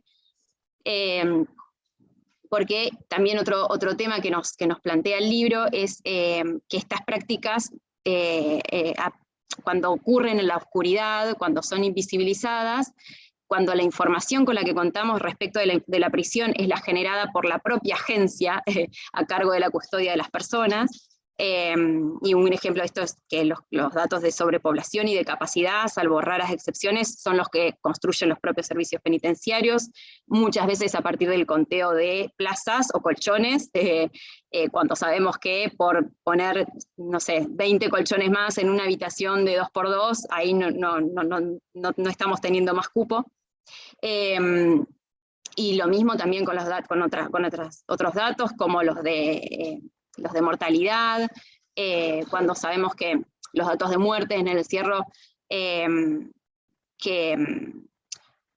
son los que informan las propias agencias penitenciarias, y cuando a eso se le suma que incluso las agencias judiciales no siempre investigan adecuadamente todas las muertes, como lo establece el protocolo de Minnesota, y cuando se clasifican como muertes naturales o por enfermedad, muertes que son por enfermedades evitables, o incluso, bueno, aquellas muertes que incluso son por causas externas, y bueno, que las tasas de homicidios no incluyen tampoco las muertes violentas que ocurren en el encierro, o sea que sabemos que hay un montón de problemáticas para acceder a información de manera transparente y de calidad.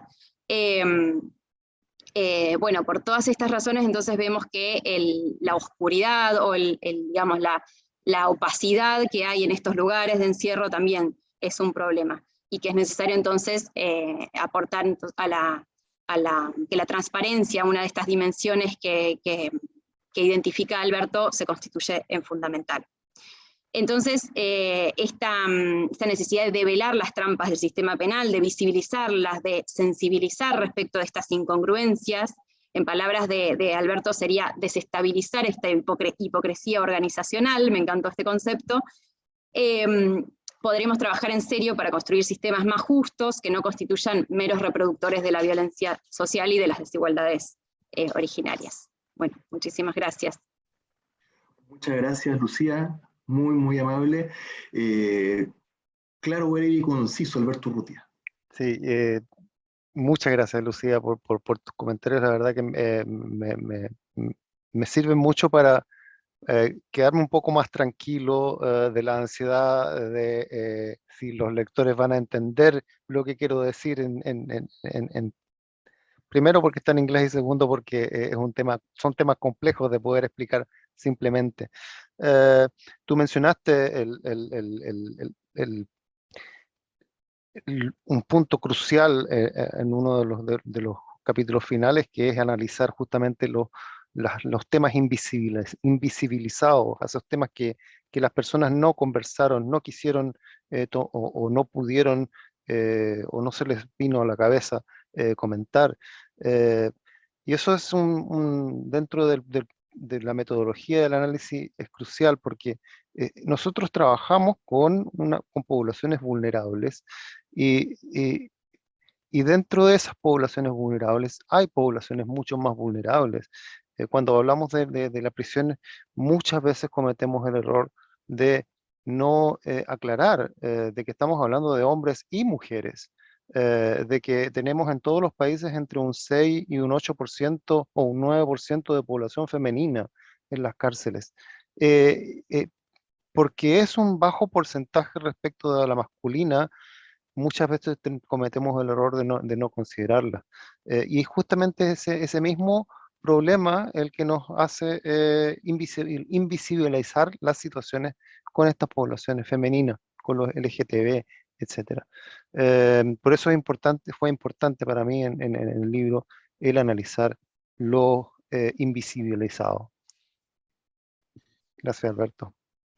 Gracias a ti. Entre el público también está Marco Durán Roa. Un gran abrazo para allá. Y hay una interesante respuesta del profesor Urrutia a otro interesante planteamiento que hace Héctor Olea León. Léanlo. No se impresionen si hay falta de ortografía, pero el profesor Urrutia vive 6 años ya en Inglaterra y tiene el teclado en inglés, y obviamente por eso la I sale con Y y otras faltas, ¿no? Ahora vamos con una leyenda de Gendarmería de Chile, Alejandro Arévalo Sarce, bienvenido. Abre tu micrófono. Muchas gracias.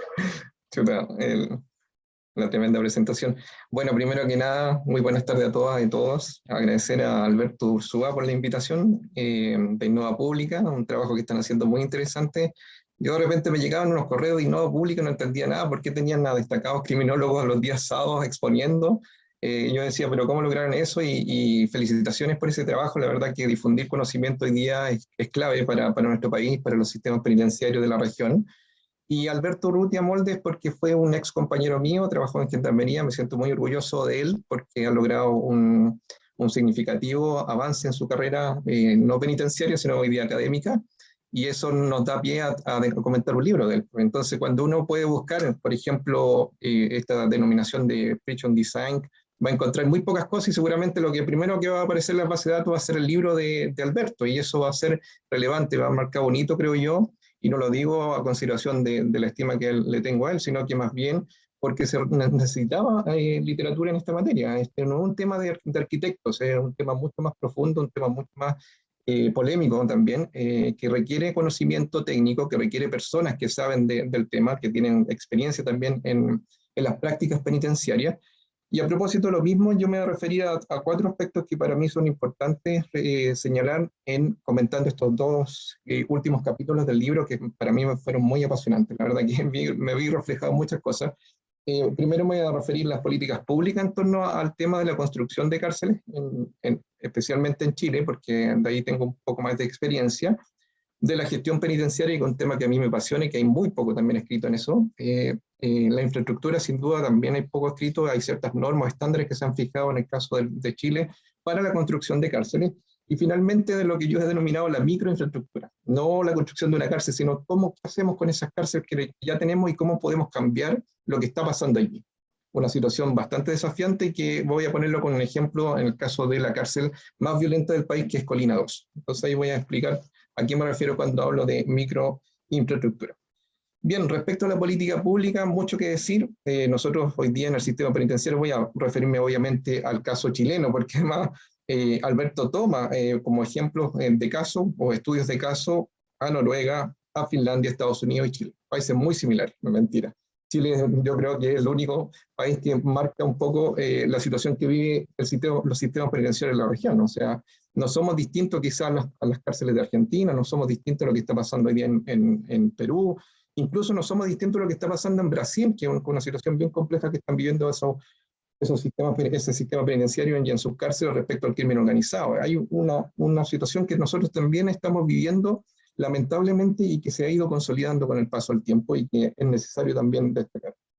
Con estos 83 establecimientos que tiene el país, 8 son concesionados. Alberto también lo señala ahí cómo se da el debate en torno a cómo se fueron generando esas condiciones. Y hay un hito bien importante respecto a los últimos gobiernos, los últimos 30 años, que siempre se habla acá en Chile respecto a los gobiernos, y es el único presidente que ha podido inaugurar una cárcel dentro de su periodo ha sido Ricardo Lagos. Y yo siempre lo digo porque fue el único presidente que tuvo un periodo de 6 años. Los otros presidentes tenían solo 4, y por tanto no hay ningún presidente en el país que pueda, dentro de su periodo presidencial, inaugurar una cárcel. Es decir, un proyecto de infraestructura, en el caso chileno, lleva más de 10 años, por lo menos. Y eso significa, finalmente, que una cárcel se piensa hoy día, pero se implementa para 10 años después. Hoy día nosotros estamos a puertas en el segundo semestre del 2022 de inaugurar una cárcel en la región del Maule, en el sur del país, con una capacidad de 1.900 personas. Es un proyecto que viene hace mucho tiempo diseñándose e implementándose, y por tanto hoy día ya vamos a ver los efectos que tiene implementar un nuevo establecimiento penitenciario dentro de esta red de establecimientos penitenciarios. Y las cárceles concesionadas, en algún momento cuando se empezó a analizar ese proyecto en Chile, el año 2000, buscaba precisamente tratar de superar esta deficiencia en la infraestructura carcelaria nacional. Teníamos y seguimos teniendo muchos déficits en la infraestructura, en la calidad de vida de las personas privadas de libertad. Eso no ha cambiado mucho, la verdad. Eso sigue incrementándose. Y alguien me explicó, un interno de Colina 2, precisamente en una entrevista que me realicé, me explicó qué era para él el hacinamiento. Y me hace mucho sentido ese concepto que él me dijo que era el hacinamiento. Él me decía de la siguiente forma: el hacinamiento para mí es que yo tengo una casa donde llegan visitas todos los días, pero esas visitas nunca se van, y empiezan a llegar y empiezan a llegar, y al principio es grato porque son personas nuevas que uno puede compartir, pero te vas dando cuenta que esas personas no se van, y permanentemente, y todos los días llegan, y la tensión del espacio que tú estás teniendo en la cárcel va siendo reducido e incluso va siendo peleado por otros espacios por estas personas que están llegando. Eso es el hacinamiento para mí, decía. Entonces, es una dinámica muy, muy constante de personas que ingresan al sistema, personas que ingresan, y vuelvo al tema de la política pública, Porque aquí, y Alejandro lo decía muy bien, finalmente nosotros no tenemos una política criminal que considera el sistema penitenciario en esa respuesta al delito. Y tenemos que a veces disociarlo. Es decir, el fenómeno del delito, el incremento del delito no se va a cambiar por más personas privadas de libertad. Esa, como decía Farrington, es la única variable dependiente que nunca va a cambiar respecto a la cárcel. Nosotros podemos seguir metiendo gente a la cárcel, sin embargo, quizás no va a tener ninguna incidencia respecto al aumento de los delitos en un país. Es una situación que está ultra analizada y estudiada por distintos sistemas penitenciarios. Entonces hay un elemento ahí bien significativo de lo que está pasando hoy día respecto a esa política pública que se está diseñando.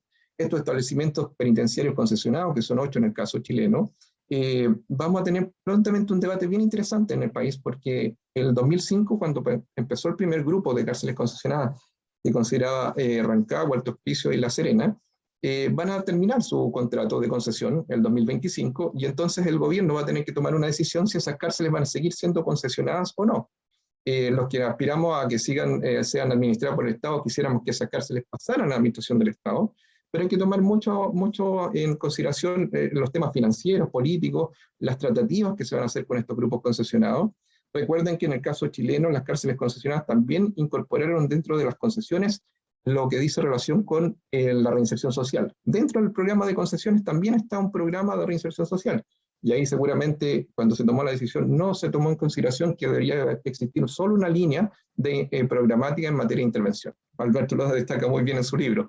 Nosotros destacamos cierto avance en materia de reinserción, pero que son ínfimos en términos de porcentaje de lo que podríamos influenciar en la cantidad de población privada de libertad, y eso hay que reconocerlo.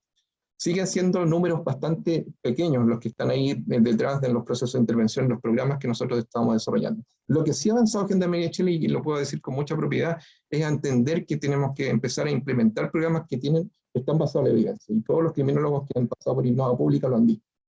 Todo lo que tenemos que implementar en la región no debe ser una tincada de un político que siempre creyó que esto va a funcionar, sino que tiene que ser basado en la evidencia.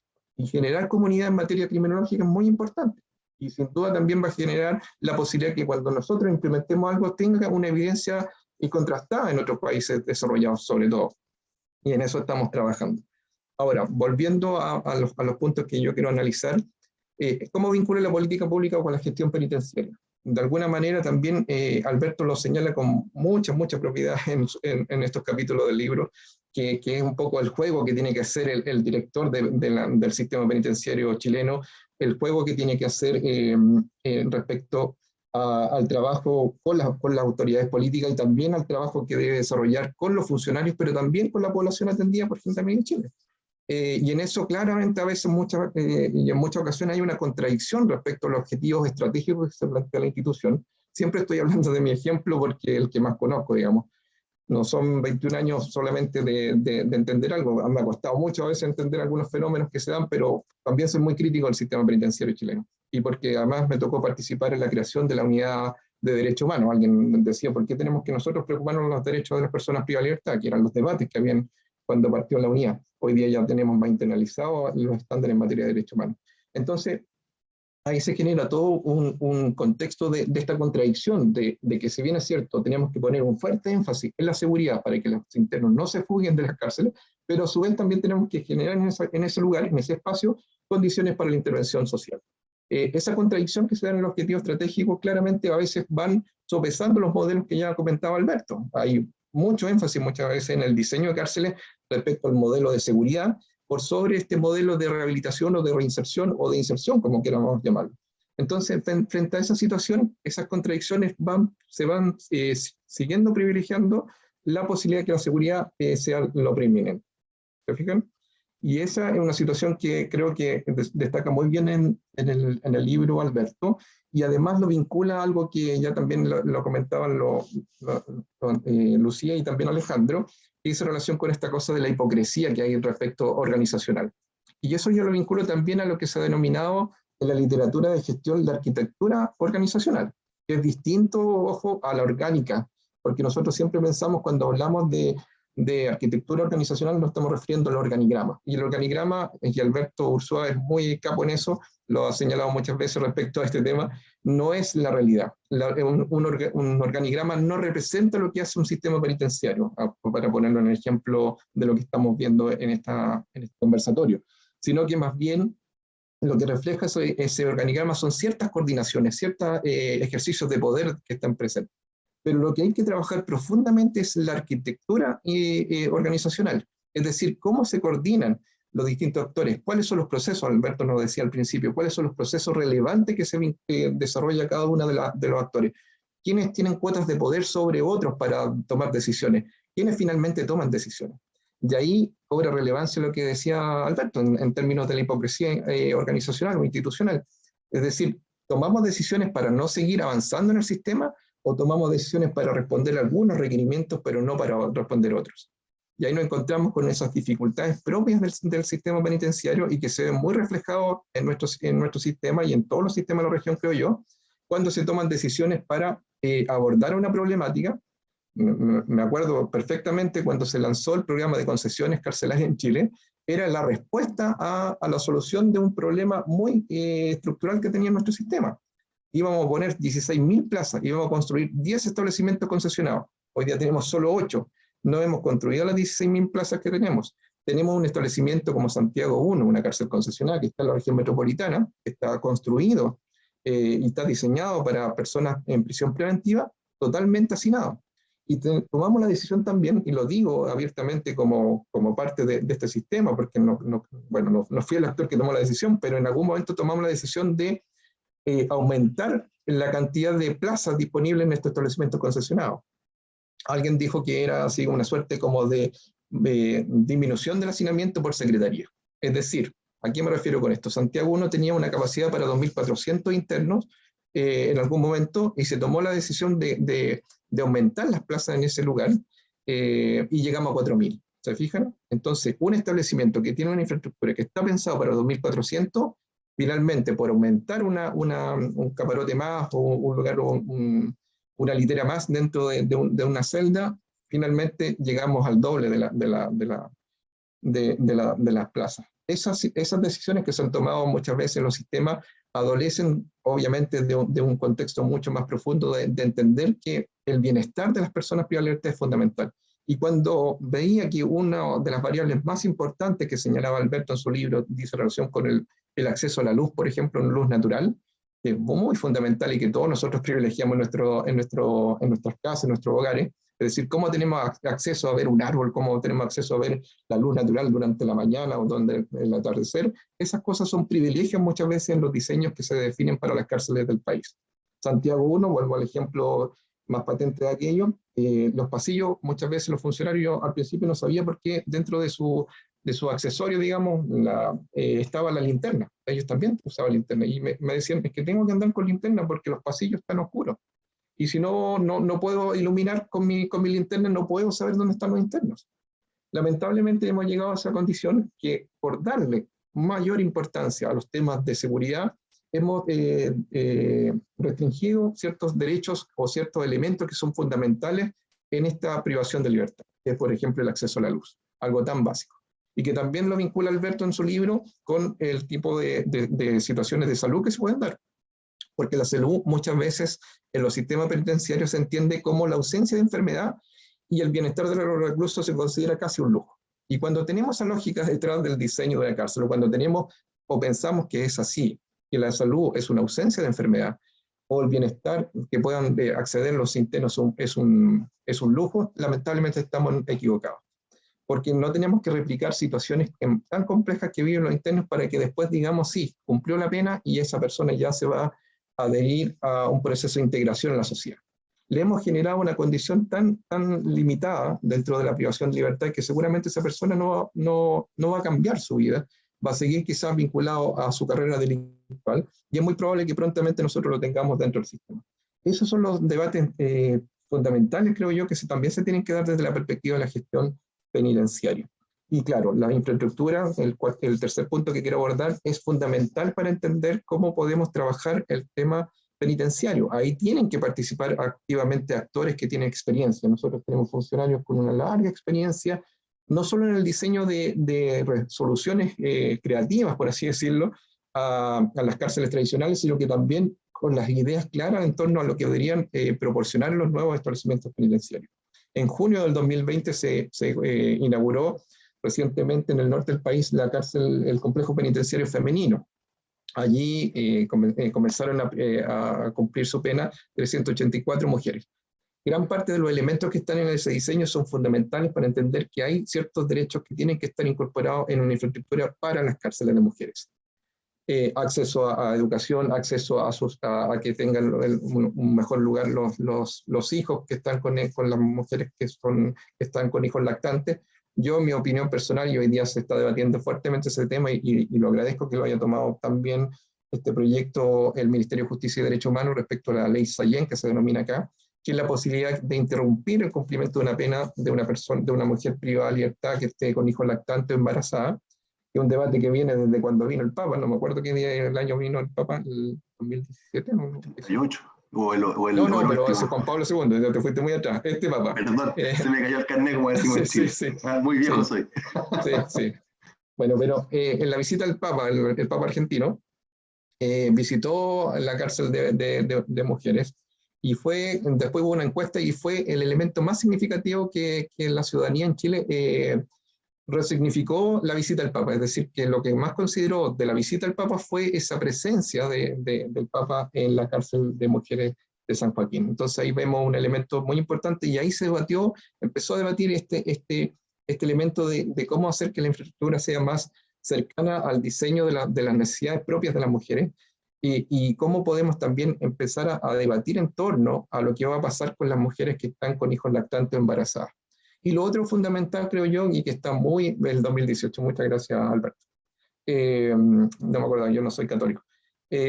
Lo que sí es importante también hoy día, a propósito de lo que está pasando en Chile, que seguramente ustedes han escuchado, los amigos argentinos, es el debate constitucional. Y en ese debate constitucional, afortunadamente, creo yo, por primera vez veo en el marco normativo que se está trabajando en la Convención Constituyente elementos que dicen relación con la ejecución de la pena y con el sistema penitenciario.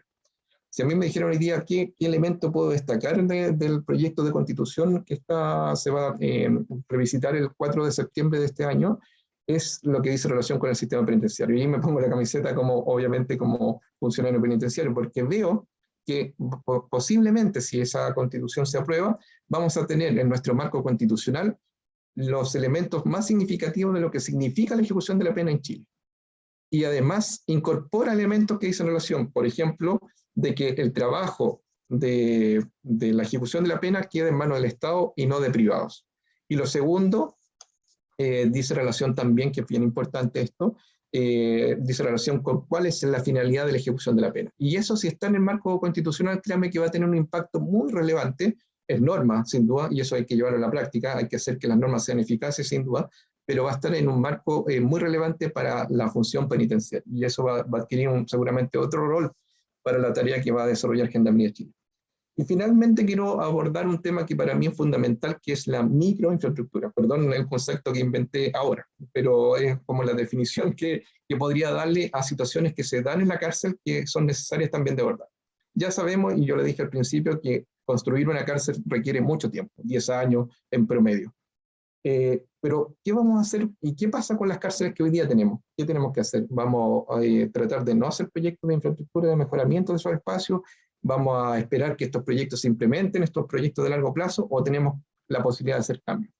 Yo soy de la idea de que sí se pueden hacer cambios, y voy a poner como ejemplo lo que ha pasado en la cárcel de Colina 2, que es el Centro de Cumplimiento Penitenciario de Colina 2, que es la cárcel cuya tasa es la que tiene la mayor tasa de violencia a nivel nacional. El año 2020, con el COVID, se incrementó considerablemente la violencia carcelaria. Fallecieron 61 personas por muertes por riña dentro de las cárceles del país, de las cuales 14 personas fallecieron en esa misma condición en Colina 2. Yo realicé un trabajo de campo en Colina 2, reuniéndome con Inteno, haciendo grupos focales, reuniéndome con funcionarios, para determinar qué elementos estaban allí presentes. Y bueno, obviamente la desvinculación con las familias fue fundamental. O sea, el quiebre que tuvo muchos internos de sus parejas fue lo que generó condiciones para que la violencia se incrementara dentro de ese penal. Pero, por otra parte, justo se estaba implementando cuando ya estábamos generando estos trabajos de investigación en terreno con los internos, lo que se denomina acá los venusterios. Bueno, los colegas saben en mayor propiedad, pero para el público los venusterios son un espacio donde se genera una posibilidad de que se realice una visita íntima entre la persona privada de libertad y su pareja o la persona que él determine. Nosotros acá en Chile tenemos una cultura y que es muy propia del sistema penitenciario y de las cárceles, dado el nivel de hacinamiento, dado que no todos los establecimientos penitenciarios cuentan con venusterios, personas privadas de libertad, los internos desarrollan o diseñan unos dispositivos, así lo voy a denominar, dispositivos que se denominan camaros. ¿Qué son los camaros? Son unos artilugios de madera que tienen unas ruedas y que finalmente tienen un colchón abajo y tienen unas cortinas. Imagínense una cama con ruedas, pero en versión muy arcaica, muy mínima. Y entonces lo que uno veía siempre en Colina 2 y en muchas cárceles del país donde todavía se siguen utilizando este dispositivo, elaborado por los propios internos, este traslado que hay desde los módulos donde están privados de libertad o las torres o las galerías, hacia el lugar de visita para instalar sus camaros ahí, para poder tener la intimidad en los espacios que son comunes con sus parejas. Entonces, se construyeron dos venusterios, y esto por eso voy al concepto de microinfraestructura. Se construyeron dos venusterios en la cárcel de Colina 2, la cárcel más violenta. Hubo demanda por parte de los internos, sin duda, respecto a estos venusterios, porque seguramente ellos sentían que de alguna manera les estaban quitando esta posibilidad de contar con cualquier momento en la visita de poder intimar con sus parejas. Lo que significaba que el venusterio iba a ser un espacio administrado por Gendarmería, iba a ser un espacio también controlado de quienes podían ingresar a ese lugar, y por tanto a los internos le iba a generar una suerte de menor autonomía. Finalmente el proceso se ha ido implementando y ha sido adecuado, ha sido valorado por los internos. Eso permitió sacar la cantidad de estos artilugios, estos dispositivos que son los camaros, de unos espacios que no estaban siendo utilizados, y se fueron despejando espacios que ocupaban estos camaros.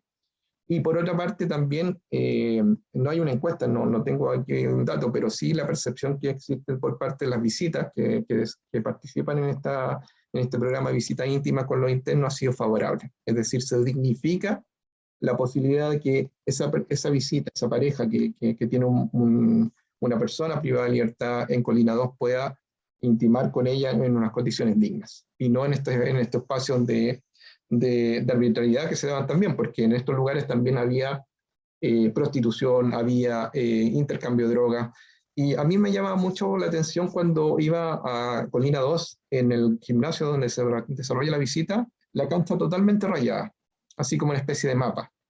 Entonces decía JP en una parte, y JP en otro lado, y JP en otro, eran como subdivisiones, así, pero marcadas en el espacio. Si uno lo miraba de arriba, te iba a encontrar que JP tenía muchos lugares. Y entonces yo le preguntaba a los funcionarios, ¿por qué está rayado eso? No, es que esos son los lugares donde instalan los camaros. ¿Y por qué hay tantas JP? Es porque Juan Pérez tiene el espacio ocupado en distintos sectores del gimnasio y son de él. Y cuando un interno tenía que utilizar ese lugar, obviamente a Juan Pérez le tenía que pagar. ¿Se fijan? Esa distorsión que se da respecto al uso del espacio público y el espacio de la visita se va cambiando con estas micro infraestructuras que se van desarrollando en cárceles tradicionales. La incorporación entonces de los venusterios ha permitido no utilizar estos lugares. Hoy día el gimnasio se utiliza abierto, ya no están los camaros, hay mesas y sillas. Los internos pueden recibir a su visita, nadie es dueño del espacio, digamos, para donde yo me puedo instalar, sino que hoy día eso ha sido recuperado por Gendarmería de Chile. Y por otra parte, otro proyecto bien interesante que se desarrolló en esa misma cárcel fue lo que se denominaba el módulo beta, que era el módulo donde estaban los narcos pesados privados de libertad en Chile, personas que habían ingresado, no sé, una tonelada de cocaína, así para decirle un ejemplo, estaban en un módulo especial y particular dentro de Colina 2.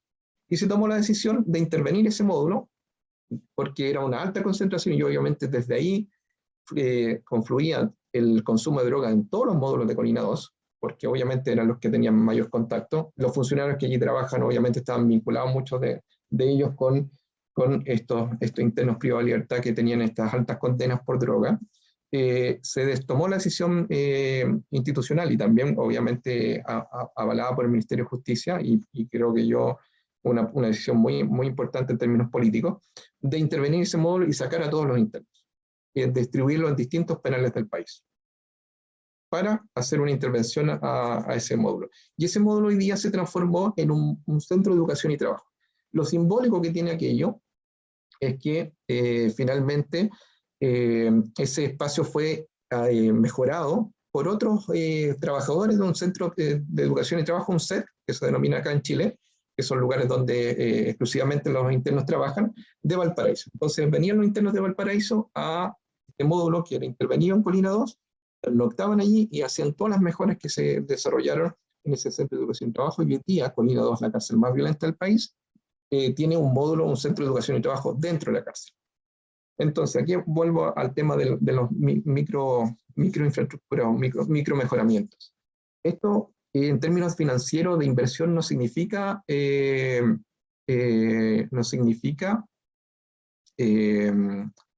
gran inversión en términos de recursos, porque pensemos en una cárcel, y Alberto Urrutia debe manejar muy bien el tema de cuánto es lo que significa en términos de inversión de una cárcel, pero estamos hablando de muchos millones de dólares, versus a estos pequeños mejoramientos que podemos hacer ya en las cárceles que están hoy día presentes.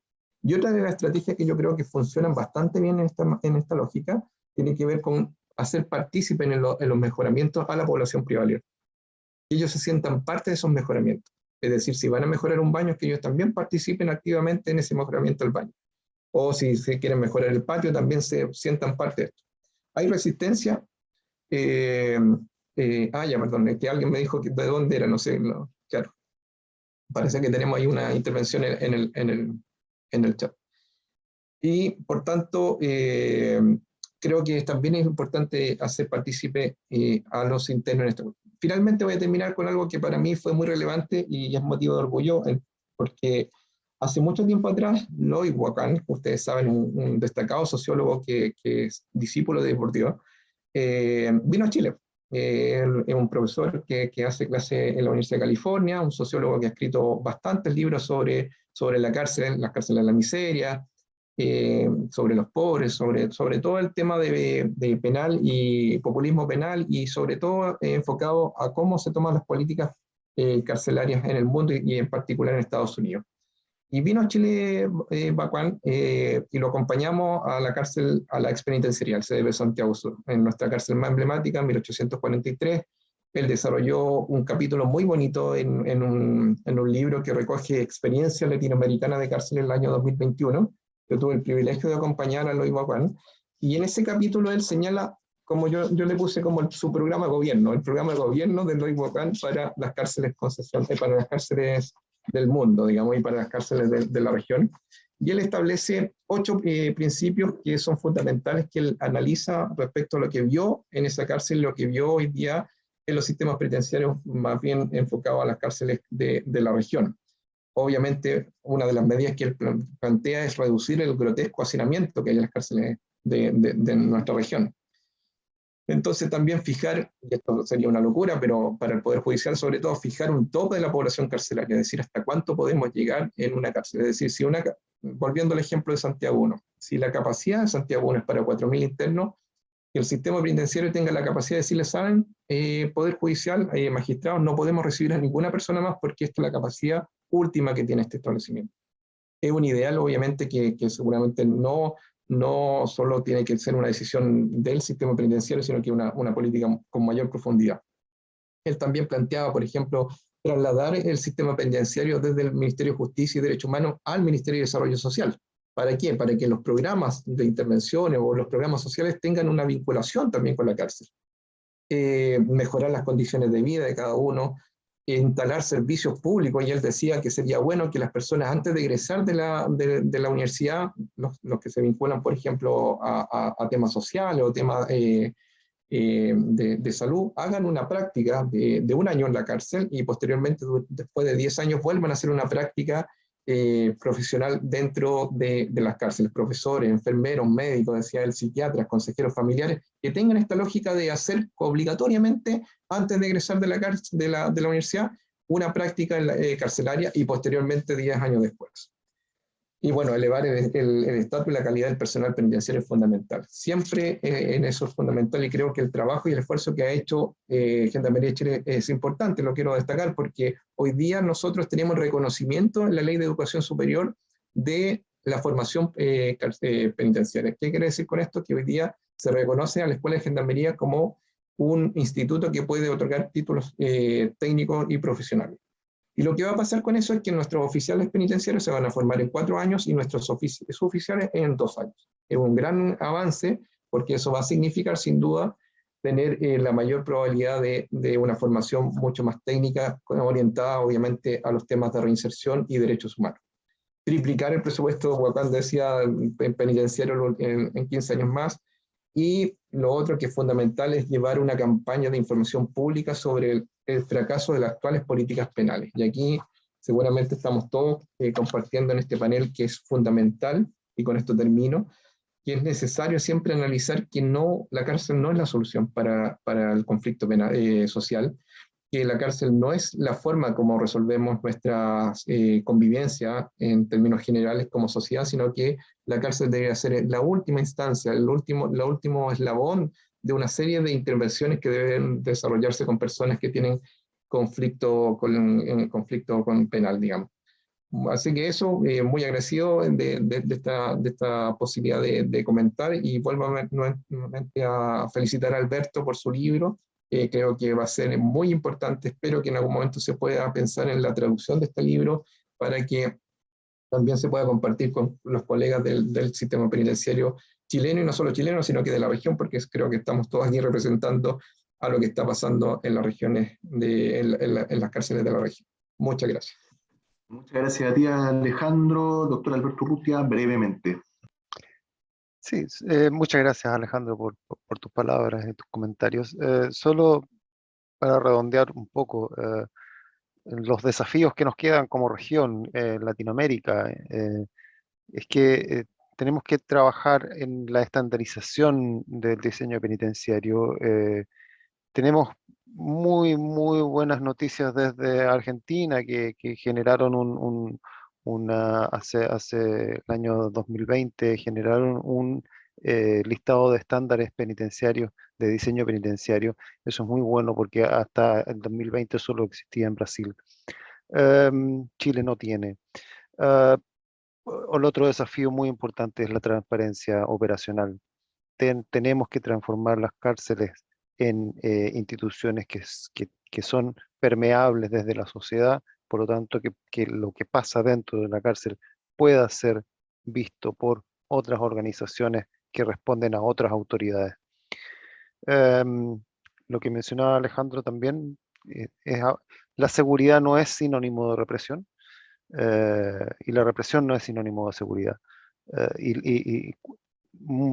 Principalmente entregando dignidad a las personas es más probable tener un ambiente más seguro que reprimiendo.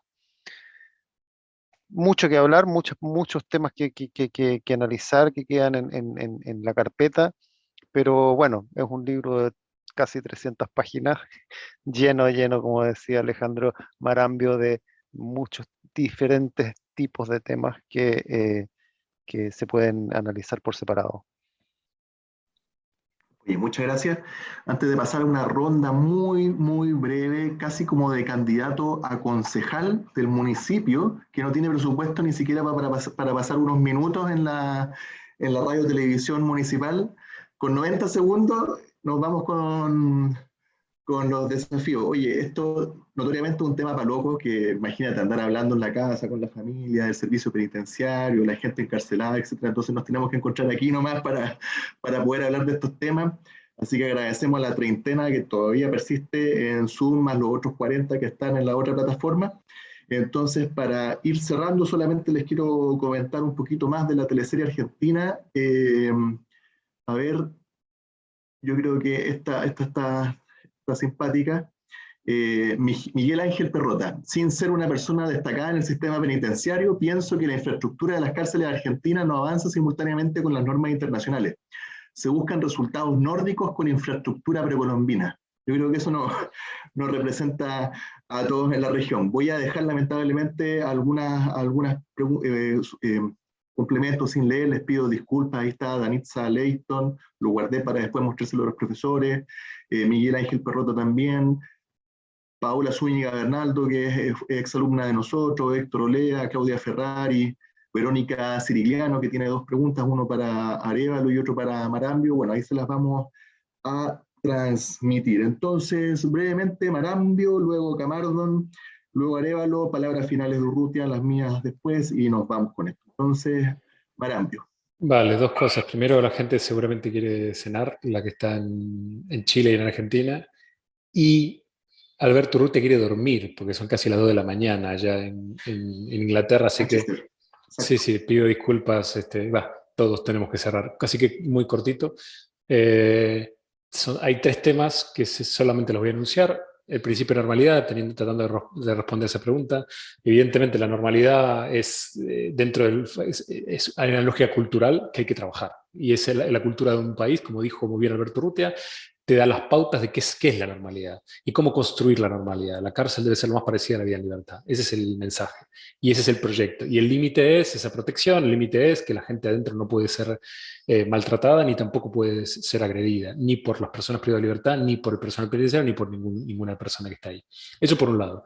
Por otro lado, me gustaría decir esto del basado en evidencia. Todo debe ser basado en evidencia. La gestión penitenciaria, el control carcelario, el diseño penitenciario. Todo debe ser basado en evidencia. ¿Qué resultó? ¿Qué no resultó? Todas las personas que trabajan en el ámbito público deben rendir cuentas a la sociedad sobre lo que hacen. Los que gestionan y los que controlan. Y es importantísimo utilizar este tipo de herramientas. La herramienta que nos da Alberto es una herramienta para gestionar y para controlar de una manera más eficiente.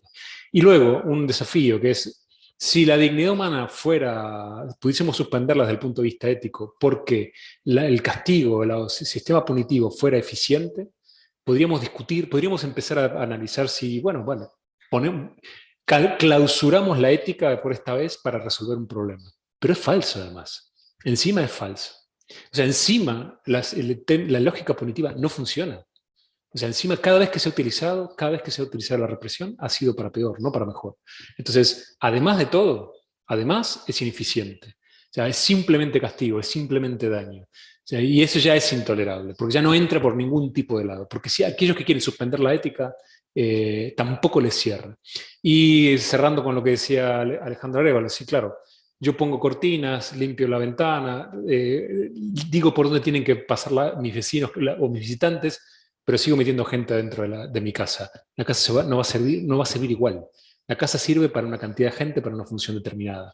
Entonces, la sobrepoblación es un tema determinante para todo tipo de gestión penitenciaria y no puede haber sobrepoblación. Y toda herramienta que debe tender a evitar la sobrepoblación. Y como decía Lucía, no la sobrepoblación desde el punto de vista de cuántas contando camas. No, sobrepoblación es alojamiento significativo, que cumple con todas que una persona tiene las posibilidades de cumplir con todos los derechos que tienen las reglas Mandela.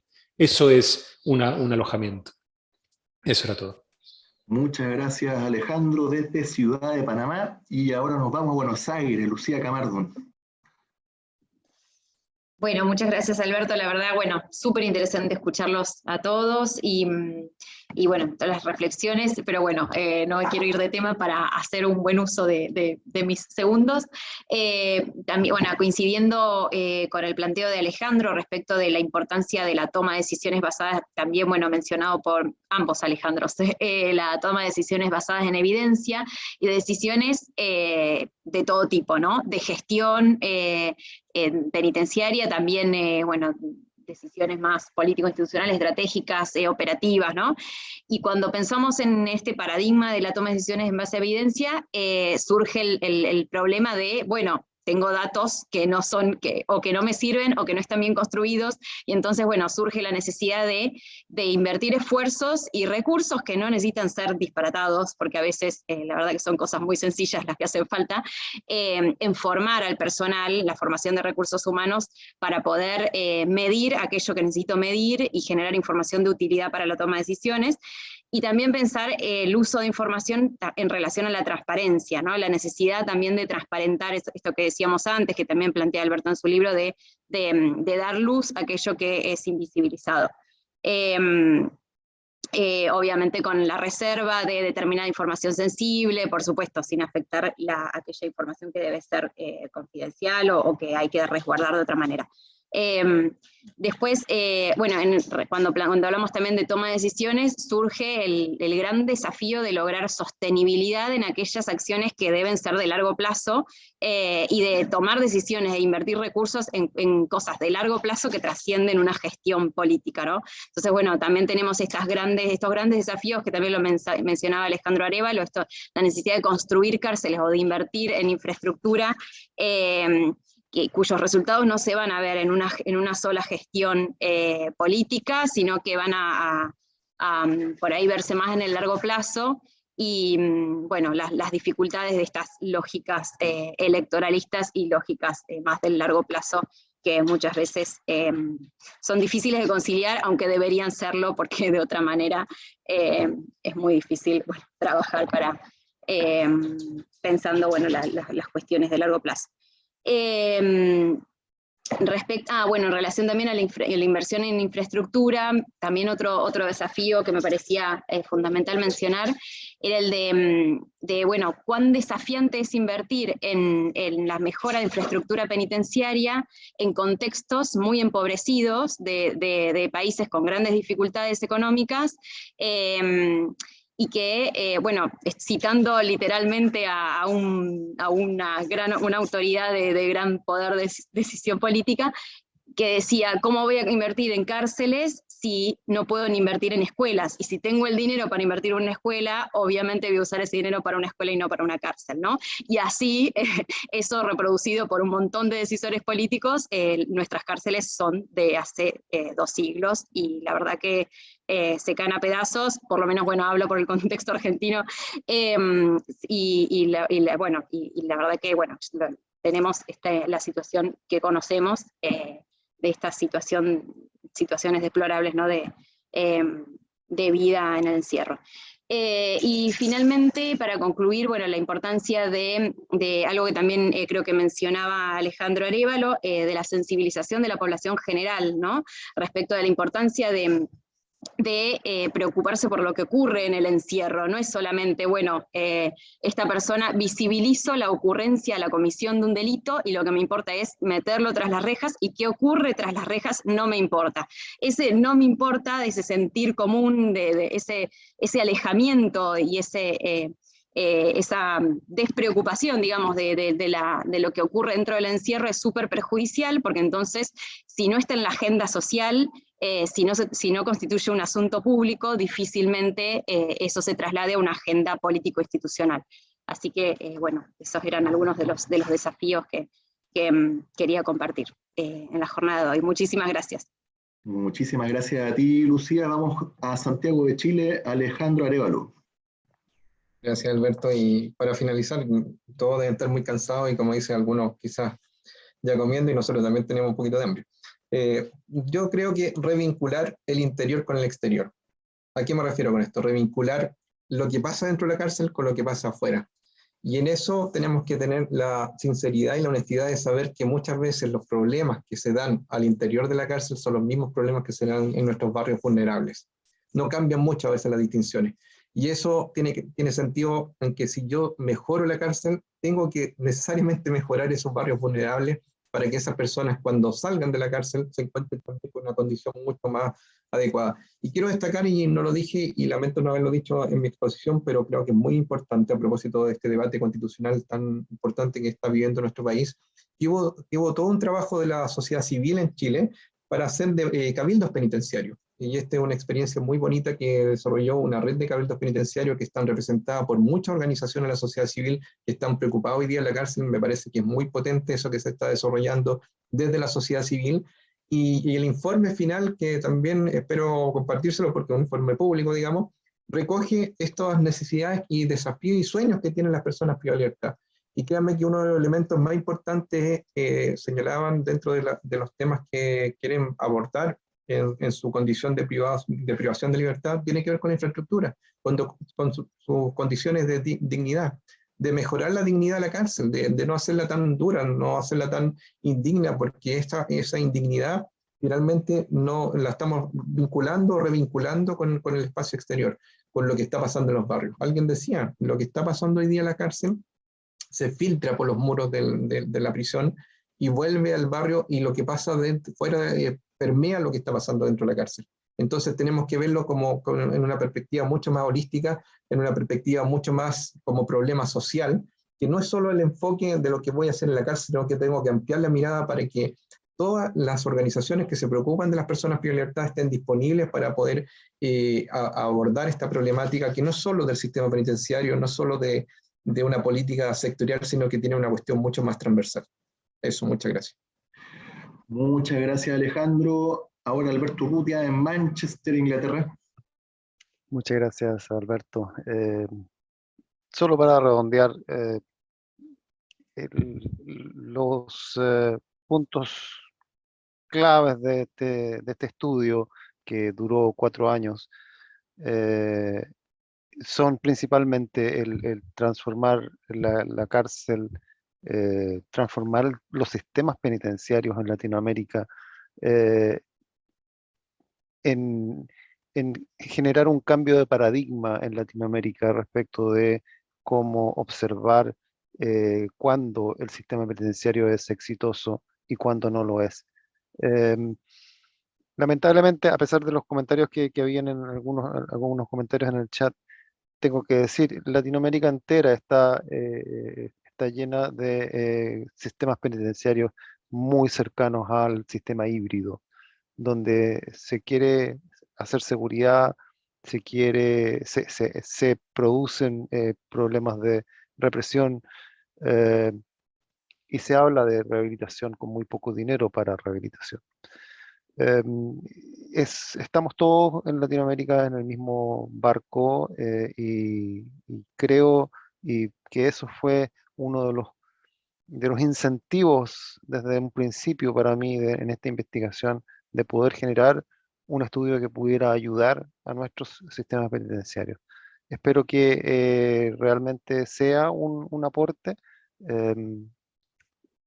Como todo estudio, está expuesto a comentarios positivos y negativos, pero esa es la idea, poder tomar los comentarios positivos y halagarse, pero también tomar los comentarios negativos y aprender de ellos.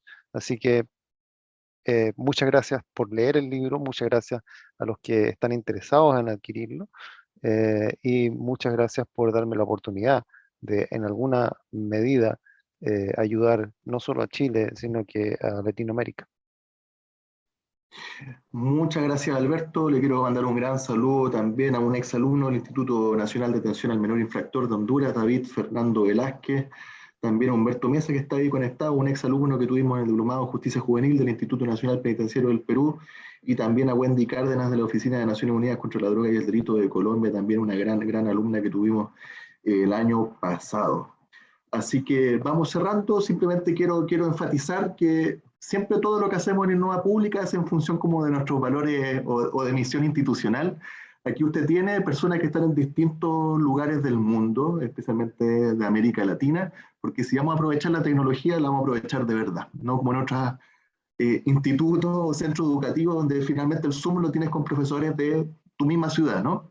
Y también lo otro que me parece súper importante, porque mi trayectoria es principalmente práctica, es que en cada reunión que yo me encuentro, ya sea en consultoría internacional o en Chile, hay gente muy potente que debería hacer clases, pero que no tiene tiempo de hacerlo porque no se está dedicando a la academia, sino que está en el trabajo práctico. Por más que Alberto Urrutia tenga su doctorado y está ahora más dedicado en la academia, 15 años fue jefe de infraestructura penitenciaria en una de las regiones más grandes del país. Y así como todos ustedes, si revisan los currículums de cada uno de nuestros invitados, es súper consistente, es súper coherente, no se dedican a otra cosa más que este ámbito o el ámbito penal en un tema, o criminal, ¿no? En un ámbito más amplio. Así que bueno, saludando a todos, muchas gracias Lucía, muchas gracias Alejandro, a Alberto, que deben ser las 1:30 de la mañana ya un poco más, Alejandro Arévalo, oye, fenomenales, y también al público que está en esta plataforma y en la otra. Bueno, se nota que están locos por el tema, no tienen con quién hablar sobre este tema y en consecuencia solamente se pueden encontrar en un lugar como este y estar aquí